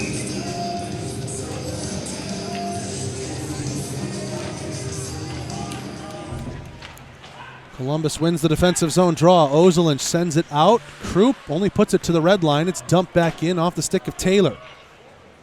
Ozelinch from behind his own net, being watched by his counterpart 13 in Day. Krupp with the one touch, chips to center, and Taylor trying to get around Graham. Graham lost his stick on the check. Krupp intercepts though. Here's Jay Krupp, left wing at the circles on the backhand, dropped it back to the point. Columbus was in the middle of changing, so nobody was there. Grade from his own blue. Up here for Doyle. He's in over the line right wing side. Doyle at the hash marks, fires one. Blocker save made there by Colgan. Grade down into the corner. Graham tried to knock it off boards for himself. The geometry was off. Watertown takes it away. Here come the Wolves up the left wing side with Michael Mann. Mann 2-on-2 as he hits the line, drops it for a trailer. Day loose in the slot, and that one just went wide. DiCostanzo then sticked out of the crease by McBurney as the springy backboards nearly did him in there. MJ Graham chips around Lane King, but it's covered by LaBelle back in his own blue, and Watertown retains possession. That one right there certainly could have been the dagger for the Wolves. Already up 3-1 and very close to making it a fourth. Here's McDonald in over the line. Nice dipsy doodle deke. Trevor Finch holding him up there, knocks him down, and Frazier will chip this one out to center. Does it have the legs for icing? No. Lane King can get to that one, they say, so he'll have it beneath the goal line.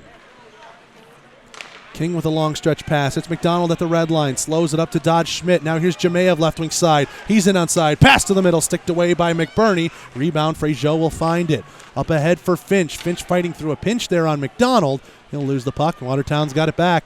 6:10 left to go here in the third.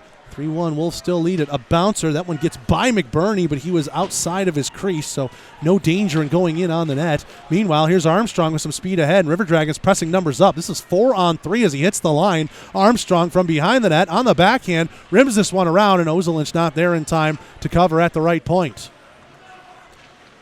Columbus is going to need a couple of bodies changed. Now look out. McDonald intercepted one. It falls loose there for Bonta, then poked out of the zone by Ozelinch, and Watertown has to regroup. 5:35 left to go here in the third. Nice sidestep move by one. That's Devine. Puck hopped over the stick there of Chemelka. Petrantonio from a knee got it ahead to Graham. Graham being chased there by Chemelka, then held up there by LaBelle. LaBelle gets checked by Graham as it's in between the feet along the half wall. Pushed out Watertown's way, and now here's Chemelka in over the line. Drops it back for Taylor. Nice pass. Finds Bonta. Fires. Shoulder save. Rebound loose side of the net. Trying to play it back into the netminder, and McBurney closes up the legs in time to keep it between the pads. 5:11 left to go here in the third, and the Wolves, they are still going at it offensively. They're not interested in turtling up at all. They're looking for another one.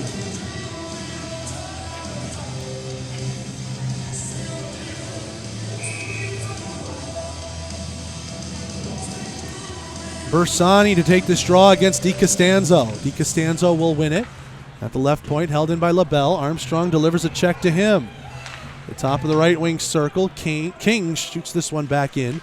Day works it on a cycle to Mann, trying to play it to the middle, and Bersani was able to clog up the passing lane. Grade gets tied up. It's a 2-on-2 battle. Loose along the goal line. Doyle, good stick on a bouncing puck, pushes it away. Bersani takes a big check from Mann, but the puck's free, and here's Austin Doe. Doe skating this one in against the defense. He gets it knocked off his stick. He's with it left wing side. Lane King cuts him off, though. Puck's loose there for a moment. Now King pushes it across to the near side. Played back into the zone by Frazier. Delayed offsides. Columbus quickly touched up. 4.5 left to go in the third. We'll keep our eyes on McBurney here in the coming minutes. No icing here as Columbus is ruled to have played the body. Frazier moves this one up from behind his own net to Finch. Finch is at his own blue. He's being bothered there by DiCostanzo. And now Watertown flips this one out, and then Finch just ran into a big counter body check. Looked like that was from Taylor. Finch with it now, right wing side. He chips it in on net. And an easy save made. And no rebound given up. And then Finch gets pushed and shoved a little bit by a couple of Watertown defensemen. Petrantonio will involve himself. Let's take a break. When we come back, the conclusion of regulation. 4:02 to go in the third on the River Dragons Radio Network. An injury can be a game changer. That's why Houston Sports Medicine Team provides urgent ortho care, Saturday morning injury clinics during hockey season, and an emergency room at Jack Houston Memorial Hospital. An injury can be a game changer, and immediate evaluation and care can be a game changer too. For more information, go to Houston.com or call 706-324-6661.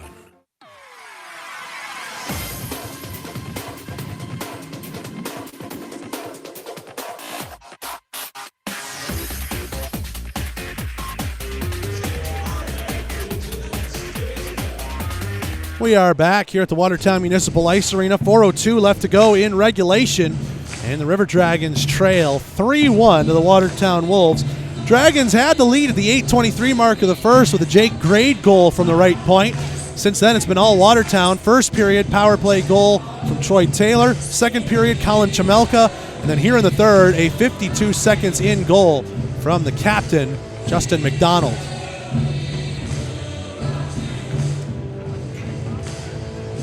Face-off coming to the left of Colgan. False start between the centers. We wait.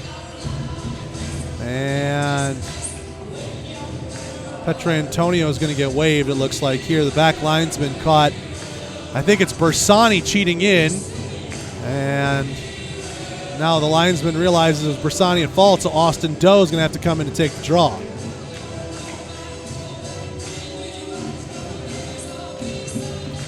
Doe wins it for himself to the middle. They score! Hunter Bersani, I think, got the touch. And it's 3-2, 3:59 to go in the third. Austin Doe had all the body language of, I don't know if I want to take this face-off.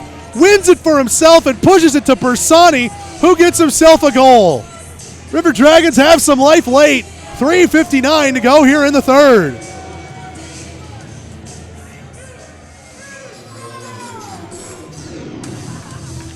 We'll do it at center ice. 1-goal game all of a sudden. Let's see what this does for the River Dragons' legs. Petrantonio wins it. Bersani drops it back to the defense. Ozelinch has it in his own slot.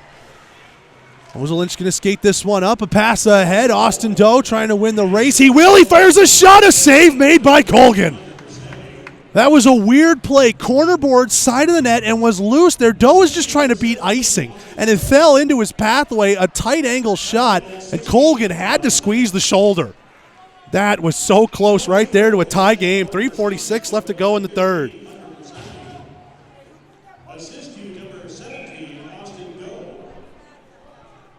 3:46 left to go here in the third, and it's 3-2 Watertown off the Hunter Bersani goal. Petrantonio ties up in the feet. It's loose. It'll fall Watertown's way, though, behind the net. Bonta that's Devine taking some abuse. He's going to skate it out. A pass across, intercepted there by Bersani, and then Bersani gets checked off of his feet by Michael Mann, trying to go for a loose puck. Cross-ice dump. McBurney will just lay it off there. And here's Fraziot moving it ahead for Petrantonio. A backhand flip to Bersani, right wing side. Bersani going to chip that one into the zone. A bouncer, and a save had to be made by Colgan. Those bouncers, you just never know as a goaltender. So Colgan had to be safe with that one and just take a whistle. 16:01 mark. The Houston Clinic third period. Hunter Bersani, his first goal of the year with an assist to Austin Doe. Face-off will come to the left of Colgan. 3:20 to go in the third. Now McBurney probably still in his net for at least a couple minutes. Anderson has it off the Graham Wynn. Anderson tries to drive the net and hit the outside of the cage. McDonald checked there by Anderson. Loose to the slot, and Jemayev takes away for Watertown. Now here's Lodge. Loose puck Deke trying to take Doyle into the corner. Lodge spins it back at the right point. Rims it around the board. Schmidt chasing after this. McDonald first on it there. Schmidt all over his back. Anderson cuts off Jemayev in the corner there, and it frees it up for Doyle. This rimmed around. MJ Graham couldn't get around the defense as LaBelle holds in left point. Doyle sends this one around. Here's MJ Graham with it at his own blue line. This one sent to the Watertown blue, gloved out of the air, and then played to the middle where Lodge can give it to Jemayev. He kicks it into the zone. Fraziot gloves it, and then gloved out of the air again by LaBelle, and he will settle it down and dump it in. 2:33 left to go here in the third. Ozelinch has this left wing side in his own zone. Cross pass. MJ Graham has it off the wall. Graham in the corner, checked there by Devine, but it looks like it goes up, and yes, it does. Hit the netting and go out of play. It'll be an offensive zone draw, though, here for Columbus. 2:25 left to go here in the third. Jerome Bichard giving instructions to Bailey McBurney on when to come. River Dragons need one more to tie this one up. It's the line that just did it. Petrantonio, Doe, and Bersani. They find some magic again. Petrantonio wins it to the near wall. Bersani to Grade, right point. Fires! Deflected in wide of the glove hand on Colgan. Here comes Watertown back the other way. Good stick by Grade at the red line. Knocked it away from Mann, who was looking to go in on a break. Back the other way come the Wolves. Here's Taylor with a head of speed. Backhand flips that one into the far corner. He'll be first on it. Watched by Fraziot. Grade reached at it. Couldn't get to it. Now Bersani has it here. Bersani held up there, blocked off DiCostanzo for Grade. And now Grade and Fraziot play a little catch behind their own goal line. McBurney starting to cheat out of the crease. 1:50 left to go in the third. That pass is errant. Columbus won't have possession, though, so McBurney will stay. Flipped off the glass. Ozolinch. Uh-oh, look out. That popped out over his stick. It's loose there in the crease. Save made McBurney. He'll cover it up for the whistle. Jamayev was rushing in. McBurney was in no man's land. He didn't know whether to rush out and get that puck or stay in his crease. He stayed in his crease and it almost fell for him. Jamayev took it away, and McBurney was able to track him to the left and shut him down. 1:38 left to go in the third. Defensive zone draw here for Columbus. Now, you figure McBurney's going on the rush. Doyle rims this one around. Here's MJ Graham with it. Graham on the near side, gains the red line, tries to shoot this one in. He takes a big check. McBurney got out for a moment. Now he holds back in his crease. Doyle with it from underneath the goal line. 1:25 left to go here in regulation. Ozolinch takes it away from Jamayev. Here's Krupp for Anderson. Anderson taking some stick work there. Fights through one check. Now sidesteps another. There goes McBurney to the net. Anderson fires a shot and it hits the high glass behind Colgan. And what's the call here? Might have popped up onto the netting. I think off the glass, it might have popped onto the netting, and we'll get an offensive zone draw here for the Dragons. McBurney's on the bench. 1:13 left to go in the third. It's a 6-on-5.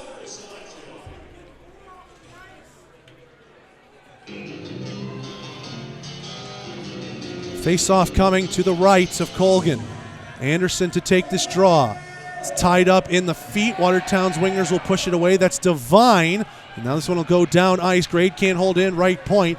They say no icing. Grade must have got a touch on that despite. Doyle rims this one around to Petrantonio. 1 minute left to go here in the Houston Clinic third period. River Dragons need a goal. Graham from the right wing side got chopped down. This one slapped a goal, and it's in. Graham got chopped down as he went across the blue line. He was trying not to sell it for a slash to hold on to the puck, but Ryan Devine then flung it about 150 feet into the net. And with 51 seconds left to go in the third, 4-2, Wolves appear to take all 3 points here tonight.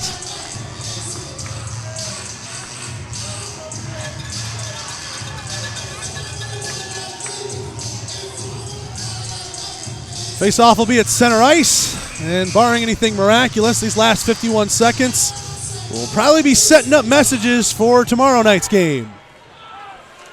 Doyle, played that one off the referee. Armstrong now moves it up into the zone. That one goes off the near side boards, down the ice. McBurney will slow it up at the bottom of the circles. Justin Schmidt from behind his own net gives it up to Doyle. Noyle from the near side circle plays that one into the zone. No icing, as they say Armstrong got a touch on it here. Or do they? No, it is icing.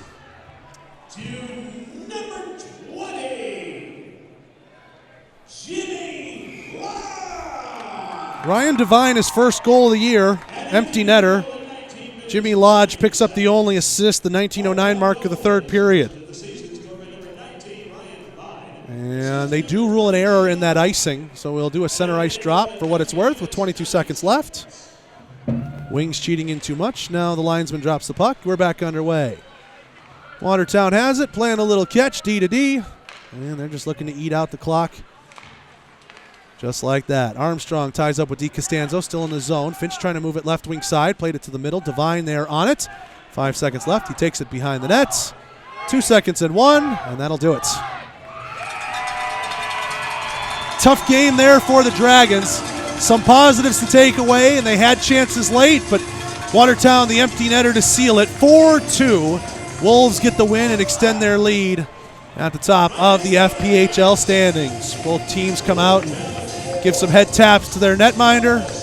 Bailey McBurney won't be happy with the score line, but again, we see it a lot in the Fed where you can give up more goals than you'd like to, but still come away with decent numbers. 41 shots, and remember, he only gave up 3 goals because of the empty netter. So McBurney played a pretty good night, with the River Dragons skating a guy or two down compared to the Wolves. I don't know if it necessarily showed tonight, but the depth of Watertown really did some damage because they got scoring, it seems like, from all their lines. 4-2. Watertown wins it. Let's take a break. When we come back, Chattarucci postgame show after this on the Columbus River Dragons Radio Network.